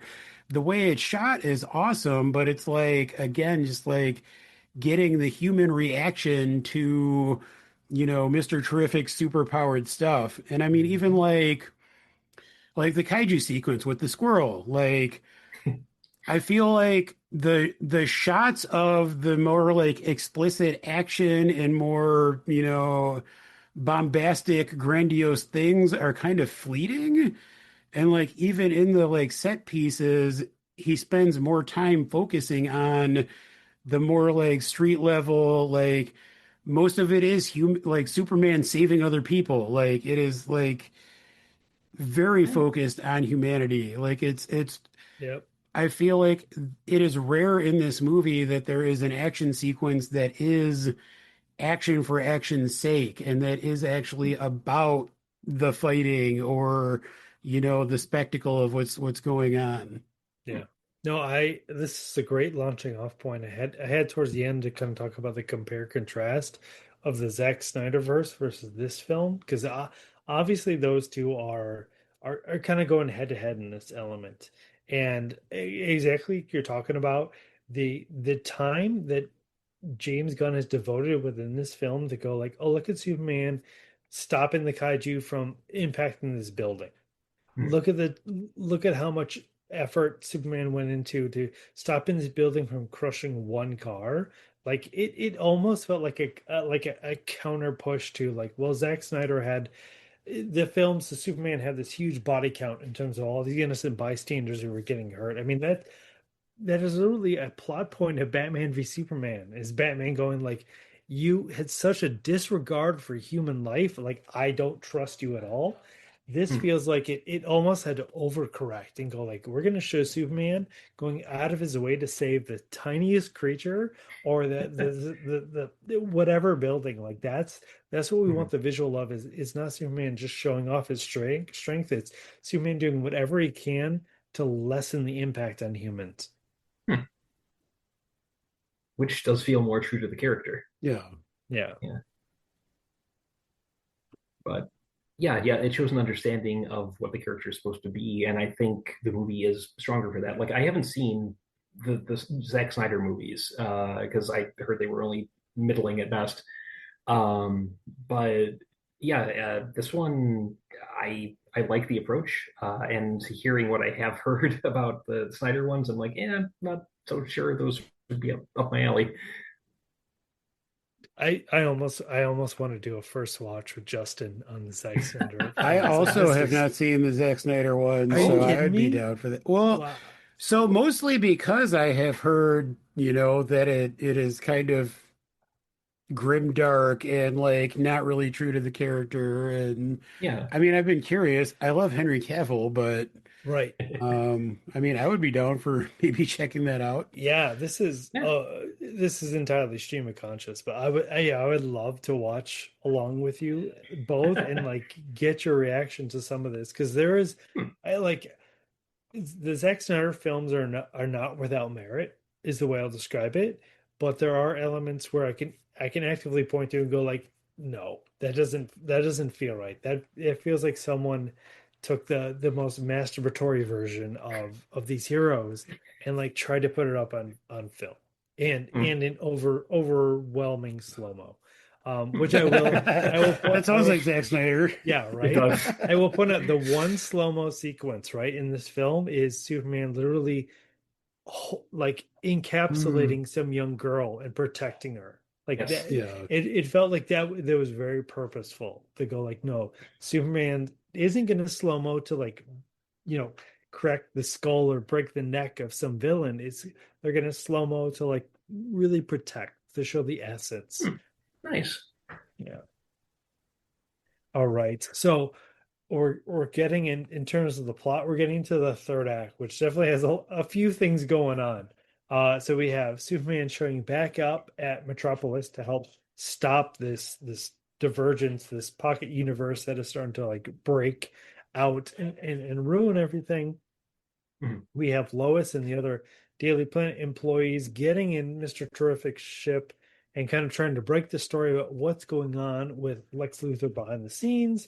We obviously have Lex Luthor's attempt at like it's still keep moving this machination, this plot forward, as well as the whole like Baravia Jadranpur plot going on. So we definitely have quite a few elements in this third act. What really stood Yeah. out? What did you remember?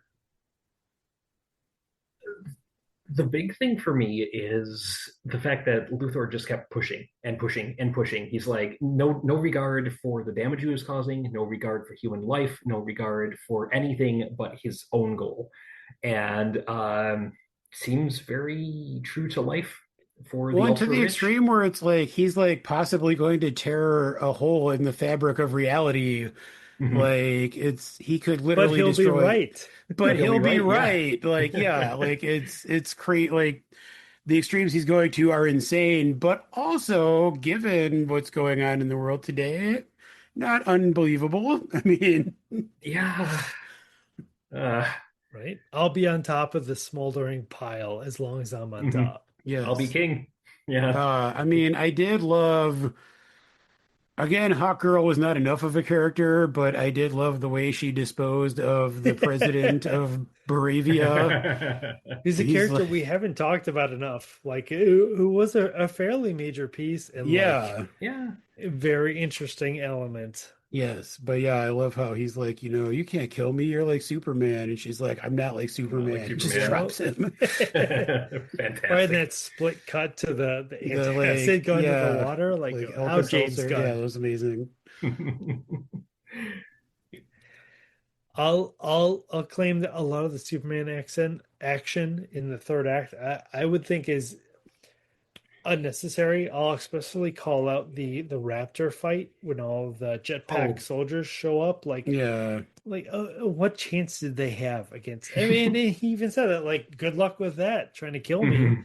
I Like, think it was a matter of, oh, right, we mentioned these guys earlier. I guess we should do something with Yeah. them. yeah, I did kind of love the good luck with that line though. it was representative for sure. Yeah. Because it's like, he's like he's been through some shit, but he's also like kind of finally like fully embracing who he is. Mhm. So I don't know. I liked it. I will Yeah. say, how did he get out of that fight with the raptors without killing some of them? There's no I way. wondered about that because he's doing like 360-degree eye laser spins. Like Yeah, we see them that. kind of burned up but still alive. And like I Wasn't don't it they would have been like cut in half. wasn't it kind of mentioned in passing that they were also metahumans of some sort? I didn't I think thought so. I I thought it was thought there just was the some mention of suits. that. I don't know. I'd have to go back and watch it again. I thought there was some mention like in the news feature about them that said they were also metahumans, but Yeah, that might yeah. be true. So if that's the But case, then a bit more durable than your that average. would Yeah. be. But either way, it's like going back to Dragon Ball Z. I can see their parachutes. They're Yep. fine. There you go. All right. Kind of within there, we almost gloss over this like, and this makes you realize how dense this movie is. There's so many elements to it. We also have the reveal of Ultraman as the clone of Superman. Here we have in the Mhm. third act. It's definitely alluded to in multiple elements throughout the film. Like how did you feel about all of a sudden, like, whoa, one of the villains is a clone of Superman? That, like, from my perspective, is that's enough material. It probably could be its own movie. That it felt a little weird that, like, hey, we're gonna get this in. This is another element of it, but James Gunn does a great job of like sprinkling enough elements that we talked about Bizarro before. I really do believe that Mhm. this is the introduction to Bizarro. Like Okay, he's planting a seed that in a couple movies we can return back to it. it's possible. Um, I, as I mentioned, like when we talked about this character earlier, I knew he was going to be another Superman. I just didn't. It wasn't the one I expected, but that's because I knew the comics. I will say I'm glad he wasn't the focal villain because there are Yeah. so many superhero movies where it's just like, oh, the hero is fighting someone with the exact same power set as I am you, themselves. but bad. Yes, and I hate that. I hate that so much. But it being just one of several villains and in a cast of other superpowered characters, Yeah. it didn't bother me as much here as it would have in your standard superhero movie. Yeah, I mean, I'm not familiar with the comics, but I was not at all shocked when it was revealed that he was a clone. I mean, they kind of went out of their way to, put a mask on him and not show his face for most of the movie. So you have to expect that there's a reason that, there's going to be a reveal at some point. So I Hmm. was really not surprised, but I did think it was interesting that it was, a flawed clone. And, the whole brain versus brawn thing, like he's literally all brawn with no brain. And it seems like he can only really do what, Luther tells him to do. So I thought Hmm. that was kind of an interesting thing. I did actually, I kind of had issue with the cameras floating around him and that being the way that like Yes. Luther kept an eye on things, because I feel like given all the technology in this movie, he could have had like bionic eyes or Hmm. nanotechnology or like some Yeah. other way to have like a camera directly implanted in Ultraman Yep. instead of having to have the like flying orbs around him that Crypto could destroy. That just felt a little weird to me. Thank you. That definitely felt like kind of off-putting versus all the other options Yeah. available. Like Yeah. this was your flaw. This was your weakness. Was that like Literally your like a body camera, which is a thing that exists. Like, exactly? Well, it could be And, punched and broken, in the yeah, I fight. suppose. So yeah. yeah. Well, and I'll also argue like it was until the third act that someone realized like, oh, like these things floating around that have been here from literally the Yeah. second scene with the hammer of Well, and Bolivia has them flying That's around. true. especially since Mr. Terrific has his own version of that, you'd think he would be like, "Oh, what's going on with It's that?" it's yeah, we Yeah. could probably take care of those. Oh That's a good man, I'm gonna have point. to reduce my score for this movie now. Uh-oh, uh-oh. Mm. But at the But same time, yeah, like, where can I get Zero those point drones? They 0.5. seem pretty badass. those are pretty Yeah, that cool. is pretty cool. Hmm. Uh, All right, so kind of wrapping it up here. So we finish up with the third act. Everything like resolves, turns out fine, and we get some of these ending scenes between Superman and Lois Lane, kind of going off on the side and Well, having their big floating before makeout we get scene. to that, let's talk about the kind of final confrontation between him and Luther, because Oh, excellent. I sure. think it's interesting, and I mean, again, this is where crypto comes in clutch. But I mean, I love the fact that, like, because he is who he is, like, first of all, he is still trying to get through to Lex on, like, a human level, and, like, still trying to get him to, like, see some good in himself. But even when he fails to do that, like, this dude has tried to, like, literally kill him and destroy his life in multiple different ways. Superman would be justified in at least like punching him in the goddamn face once, but he doesn't because he is such a good person. Like, there Mhm. is really no like violent confrontation between Superman and Lex, but then Crypto comes out of nowhere and gives us the catharsis that we need That's and true. just attacks the fuck out of Lex, and it's amazing. It was awesome. Yeah, Uh, compliments to Nicholas Hoult for like his screams in that crypto scene. Like, just Yes. perfect. Yeah, no, it is, and it compliments. I love the call out movies where like the main good guy versus the main bad guy. Like there's not any kind of physical Yeah. interaction. I'll call it the Fifth mm, Element. That's another great example of like, mm. hey, they're like somehow you could tell who's the main bad guy, who's the main good guy, but they don't have any immediate like kind of confrontation. This is another film that manages to do that. It's just Yeah. a confrontation of thought, of words until Crypto shows up. So Yeah. compliments to this. It was And well like, Yes. done in that element. yeah, I mean, like Superman could literally tear Lex Luthor in half if he wanted to, but like Mhm. that's just not who he is as a Yeah. person.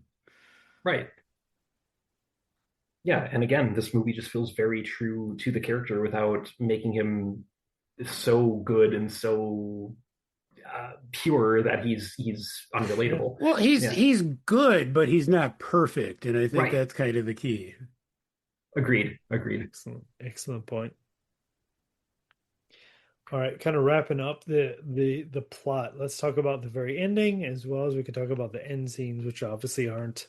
I'm gonna call them not as significant as Mhm. other elements, but James Gunn said going forward, he doesn't want these end credits to be like, oh, you have to catch this or else you're gonna miss a major element, which I think is Yeah. appreciative. So Mhm. instead, I will go to the obviously the reveal of another character, another major character in here in terms of crypto.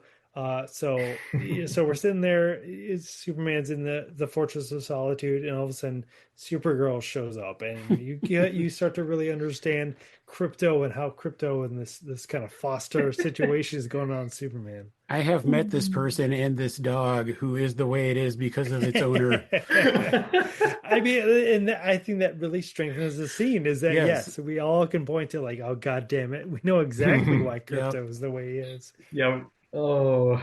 Yeah, she's just kind of a messy, like sorority girl or something. Like Yeah. she likes to go to planets that have a red sun because she can't get drunk on a planet that has a yellow sun. Right, Yes. right.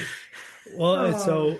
so James Gunn has said that the Supergirl movie is based on the Woman of Tomorrow comic arc, which Oh. is I highly recommend it, and Mhm. it explores the depth of like, hey, Supergirl like obviously had to live almost an entire life, like recovering from the fact that her entire planet's gone, all of her family's gone, and her job is to protect her cousin here, who like flew off and she kind of lost contact with him for a while.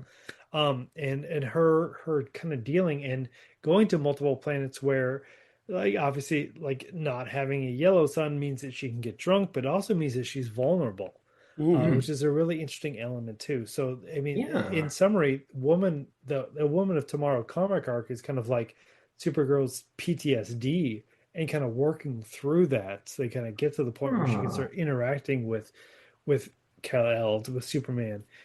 So I'm really, really interested to see, and like knowing that comic, I give that sorority party girl like, hey, you got to drink yourself through some of the issues you've been through. Yeah. Mhm. I'm really excited what might come out of the Supergirl movie, especially with like, hey, we're gonna bring in Lobo, we're gonna bring in some of these big cosmic characters, which the Mm. DC Hmm. has had and on film like they have largely ignored. So I'm really excited for this. So I want to get your impression after seeing these tiny little tastes of Supergirl in this movie. I liked that she was distinct from Superman himself because Yeah. Yeah. anytime there's another character with essentially the same powers, they can run the very real risk of being too samey. Even like in going back to Marvel for a sec, I think there's too many Spider-Men. Yeah. There's just too many characters with the same damn power set for the most part. And sure, they've got different personalities, but that has always bugged me. And yes, Supergirl, I think, does have a lot of the same powers as Superman, but even this one introduction, she's so very different that even if she does have those powers, I'm not sure she would utilize them anywhere near in the same way as Superman. So that is enough for right now to make her at least somewhat interesting to me. She So. called Superman a bitch. Right? Which No, I 20 mean, she's got about 20 seconds on yes. screen. No, like Yeah, very memorable. I mean, honestly, I had not read anything like that you just said, but that sounds very fascinating. Like, it does. and I think it is an interesting idea to introduce the character in this way, but then go on to explore her and like why she is that way and the PTSD. Like, that sounds really fascinating. Yeah, I really hope they commit. And James Gunn seems to be very willing to do that. Yeah. He'll bring it won't be entirely dour. He'll bring a lot of humor into it, which we can see Yeah. by the bitch line in this. Well, and So it's, I like, mean, honestly, there are a lot of funny moments in this movie. I mean, we yeah, haven't really talked about that, but like, I mean, that is kind of a hallmark of his films. But I was kind of surprised at the number of times I laughed in this movie. Fair. there you go. There you go. All right, kind of wrapping this up here. I want to make sure we've talked about the CGI and kind of the special effects in here. We talked about bits and pieces, especially when it comes to crypto. But I want to give a chance for us to talk about the film style, the CGI, the overall look of this movie. What did you guys think about this? Um, Very bright, very Yeah. colorful. Also, both trademarks of James Gunn films. And Also, one kind hell of a of a middle finger to Zack Snyder. I was Yeah, going to say one hell of right? a counterpoint to that, from what I've seen of the clips and everything. And I think honestly, that's what a mainstream superhero movie should be. You can have darker heroes and whatnot, sure, that's fine. But if you're doing like a main attraction like Superman, not Batman, obviously because he's kind of dark and brooding, but like Spider-Man or the Avengers or whatever, it should be bright, it should be colorful, it should be larger than life, and the the visual presentation should accentuate that, and it really does here.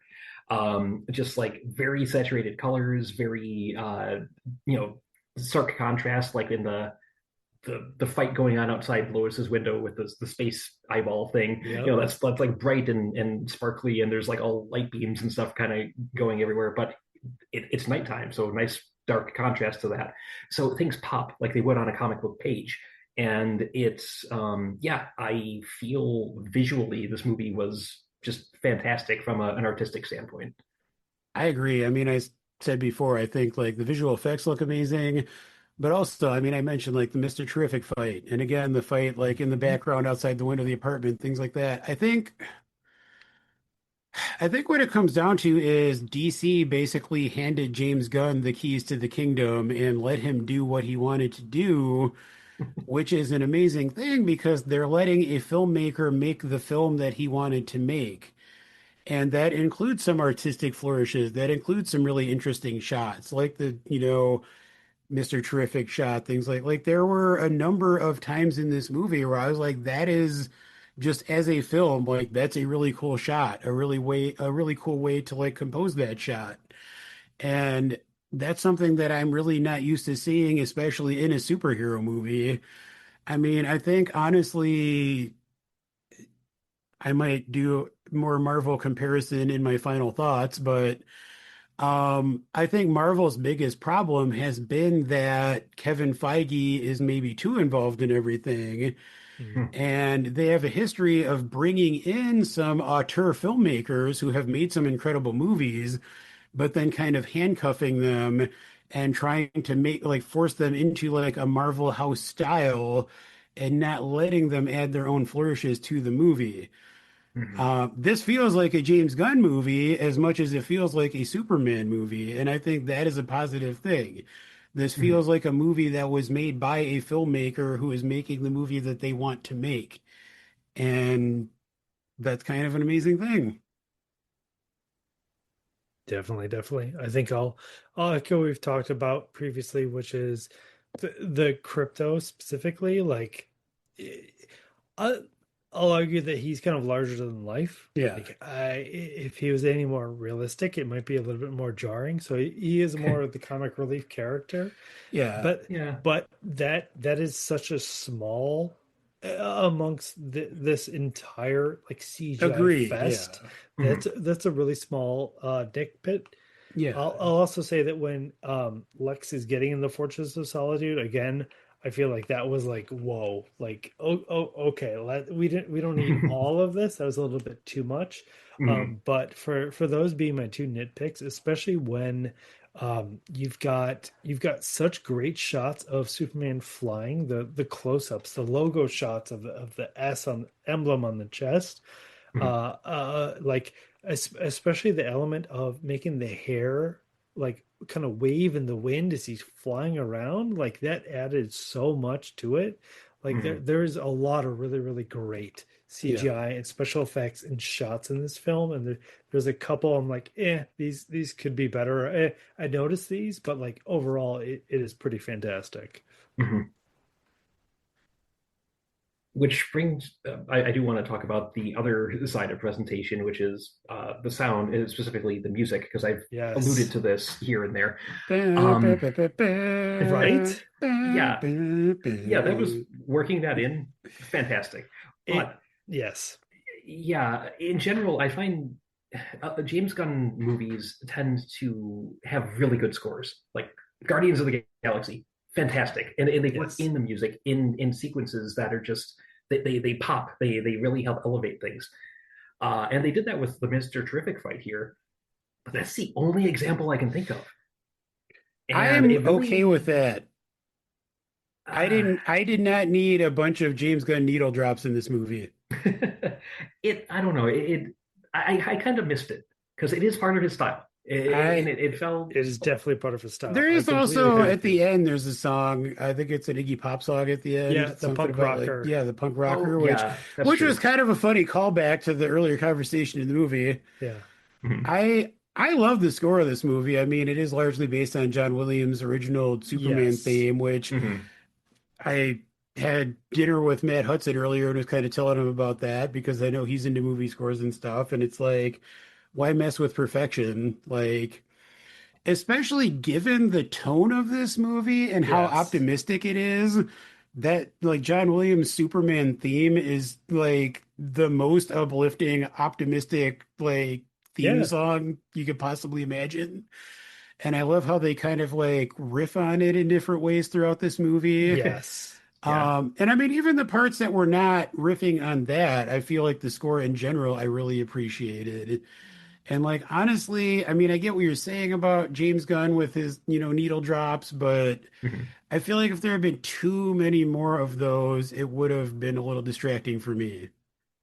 Yeah, I Fair. really have to agree in terms of like the reuse of the John Williams soundtrack. That and the fact that they didn't just go like, okay, we're gonna put the John Williams soundtrack song in here riffed. Mhm. They played with it, they toyed with it. Yeah, It wasn't True. until like the really heroic moments that they're like, okay, we're gonna do the full John yeah, Williams. Like Mhm. I really noticed that and I appreciated that. And also honestly, I'll call out to Lex's like Mhm. theme yeah, that kind of like the dark ominous like it as soon as I heard those tones I was like, oh, listen to that parallel to the yeah. John Williams, the classic Superman. Like I saw that and it really helped set the tone.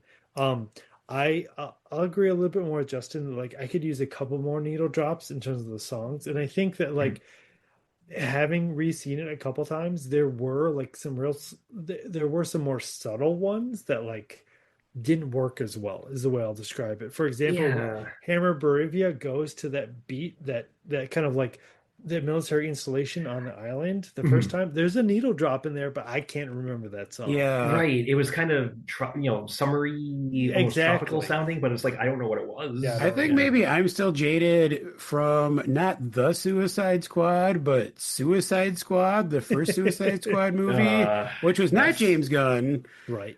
but there were like 10 needle drops in the Oh, first 5 minutes of that movie. I literally shut that fucking movie off within like 15 minutes, largely because they like were trying so hard with the music that I just could not stand it. So I think I'm just like that left such a bad taste in my mouth that I don't need that in every movie. I can respect that. yeah, and uh, you're right. It is his film style, but at the same time, like you can't like sit your watch by like, okay, well, where's the sixth needle drop? Like, Well, and it mhm. makes sense in Guardians because Star-Lord's always wearing the Walkman. Like it's Mhm. correct, supposed to kind of be like his playlist. So right? it is kind of part Fantastic of the element. like plot. Yeah, So and Superman and Lois are talking about like, oh, well, you're not punk rock enough, yeah, like which is like why I Mhm. think the end song was amazing. Like Yeah. Yeah. exactly. But for example, if they just would have gone the step of like, well, why don't you share a playlist with me? Then a lot more needle drops would have been earned. yeah, that's true. Yeah, that's true. Um, but yeah, I respect the difference in opinion here. I could have Yeah. used a bit more to punch up some of the action scenes, but fair enough. All right. Couple last items to go over.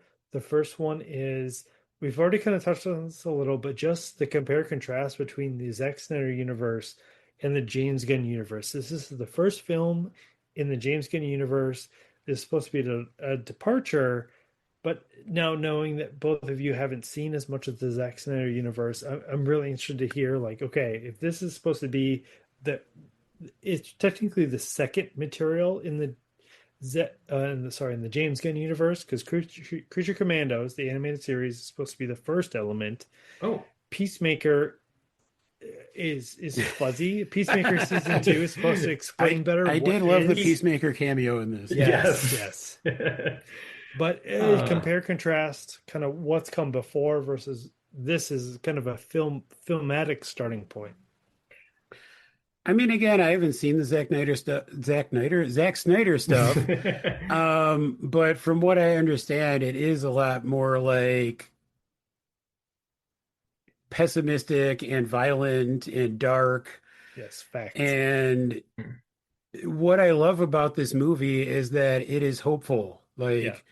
Superman should be a symbol of hope. I mean, exemplified by the kids with putting up the Superman flag in this movie, which is another thing that made Joe cry.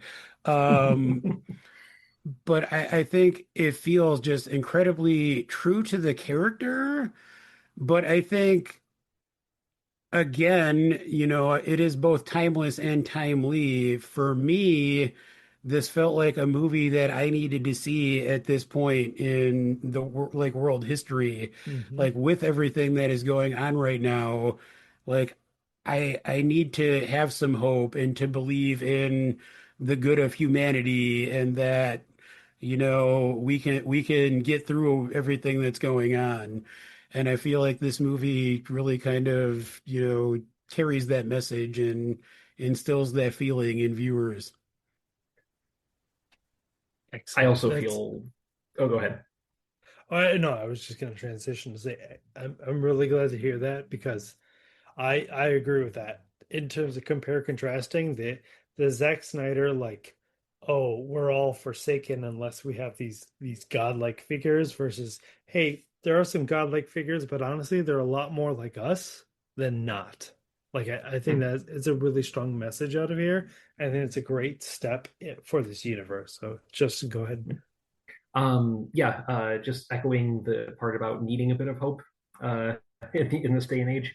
Also, have not really seen the Zack Snyder movies, so I can't comment much on those.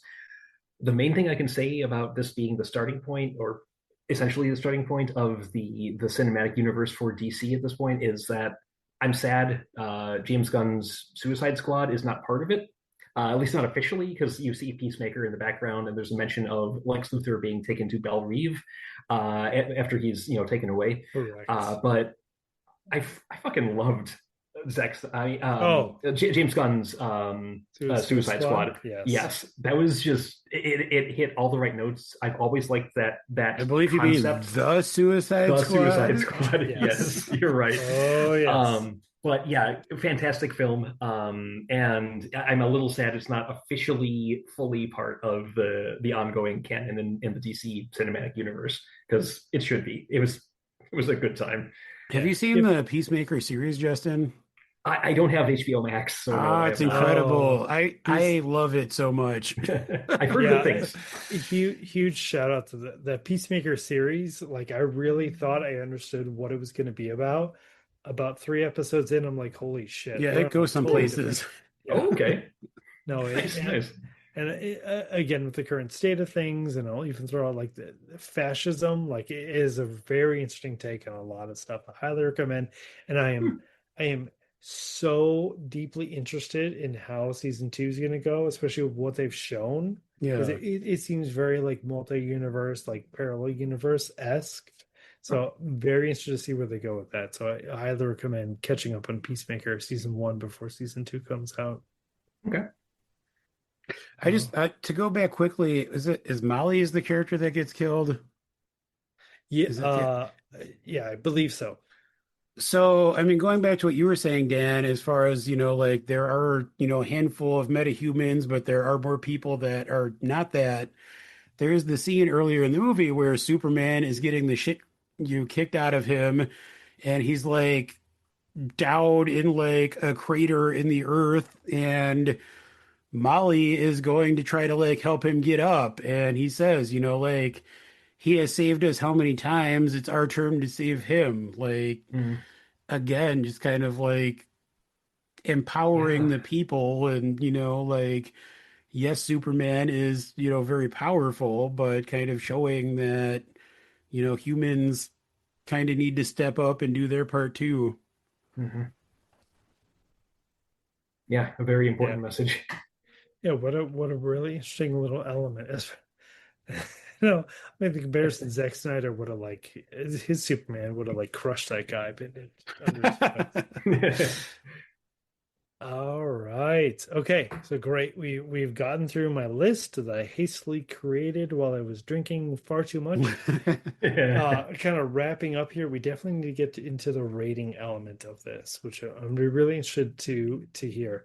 I'm going to go ahead, Joe, Justin. I'm going to let you guys go first, and then I'll give my rating as well. Justin, go first. All right. No pressure. No, not at all.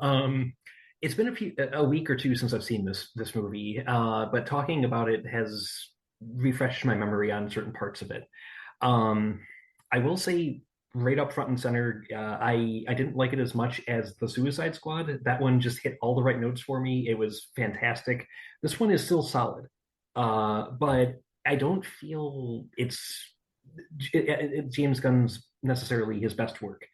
It has some important messages. It's good cinematography, nice use of like nice artistic design with color composition and that sort of thing, and pretty good acting. But there's just something about it. Maybe it's the lingering lukewarm feelings I have towards Superman as a character overall, but it didn't click as much as like the Suicide Squad, Guardians of the Galaxy, as some of Gunn's other films.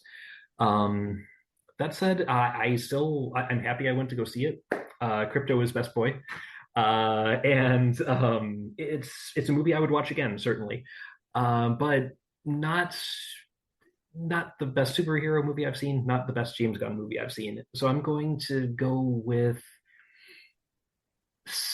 7.5 for my rating. Boo. Hey, no judgments on this. Two In fact, point. actually, What? Joe, that's a great transition. So, Joe, let's hear your comparison. Yeah. 2.1 out of 10. Whoa. No. Okay. I mean, as I mentioned earlier, similarly to Justin, I also have lukewarm feelings about the character, which is why I was astounded by how much I love this movie. Like I just was not expecting to enjoy this movie nearly as much as I did. I literally laughed. I literally cried. Like I said, I feel like this is exactly the movie that I and probably the world need right now. I also feel like this is the kind of movie that I have been wishing Marvel would make for a long time now. Mm, You know, I feel like it captures a sort of magic that is reminiscent of some of the early Marvel movies when they felt special and they weren't so far up their own ass trying to build a giant universe and connect everything together.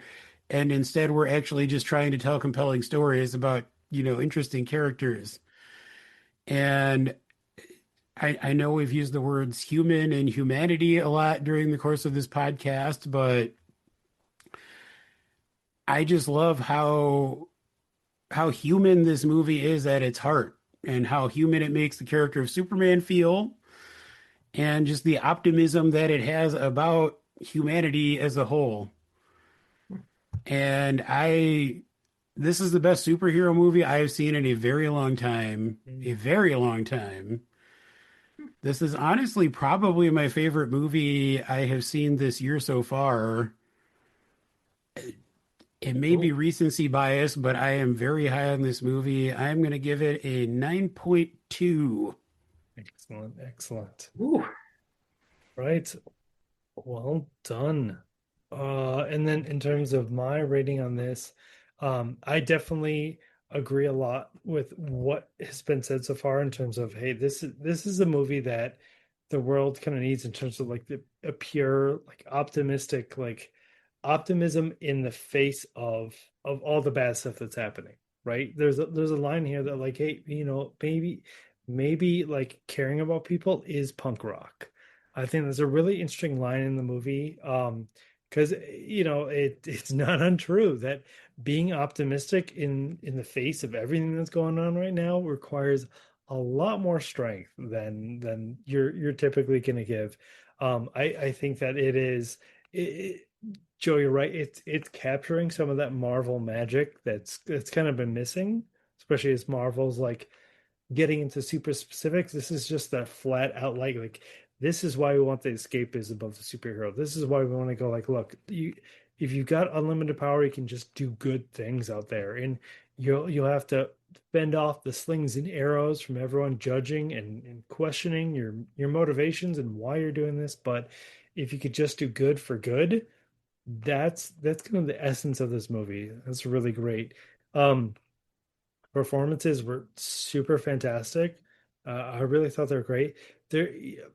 There was some elements where I'm like, this could be weird. I quite honestly, Lex shooting that dude, that still like feel like it lines up with the motivation, but it feels so weird. It's such a note. It is to give you guys like we showed the movie to my wife literally yesterday, And that was the one I was like clinching. I'm like, oh, this isn't gonna go over very well. So because of adding all that up, like still a very high rating, I'm gonna give it an 8.5. That's overall rating on Superman from 2025. So quickly adding that up, 8.4. 8.4. There we go. All right, so that's the culmination out of all of us talking about this. Really, really fantastic. Cool. Awesome discussion. And I do really want both of you to watch the Zack Snyder movies with me. I mean, the 4-hour cut of Justice League, I will argue is definitely better, but I don't call it a movie. It's not fair. Because it makes me realize that any movie double the length, yeah, you're going to get a whole lot more character development and everything related to it. So, so maybe that's a future one here. But for a very non-sober podcast from my perspective, excellent to hear your opinion. Very glad to dig into this. Any kind of closing thoughts? No. I mean, on the subject of doubling the length, it seems like twice as long as one of our normal episodes. Yes. So, no, I think we said pretty much all there is to say. Yeah. Pretty impressive discussion here. Really appreciate it. Yeah. All right. Well, if there's nothing else, we'll go ahead and wrap it up for this particular FONDcast. Well, thank you all very much, and obviously a lot more to come. Bye. Have a good night or day or what have you.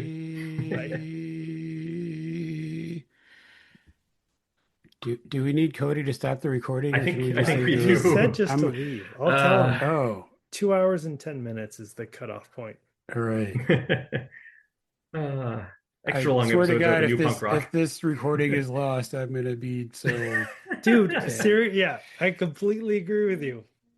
This is where you find out like one of the cats walked across his keyboard and it stopped exactly. it midway through. It's been a little bit weird to see his wife's face staring at us. Well, I mean, I guess theoretically, even if we all leave, his instance should still be running and recording. So Yeah, I think we should be okay. Yeah. Yeah, I agree. It is a little unnerving to have Karen just staring at us. Alrighty. It's been fun, guys. See you later. It has. Thank Good you to be all back. very much. Yeah. We'll talk See to you ya. later. Bye.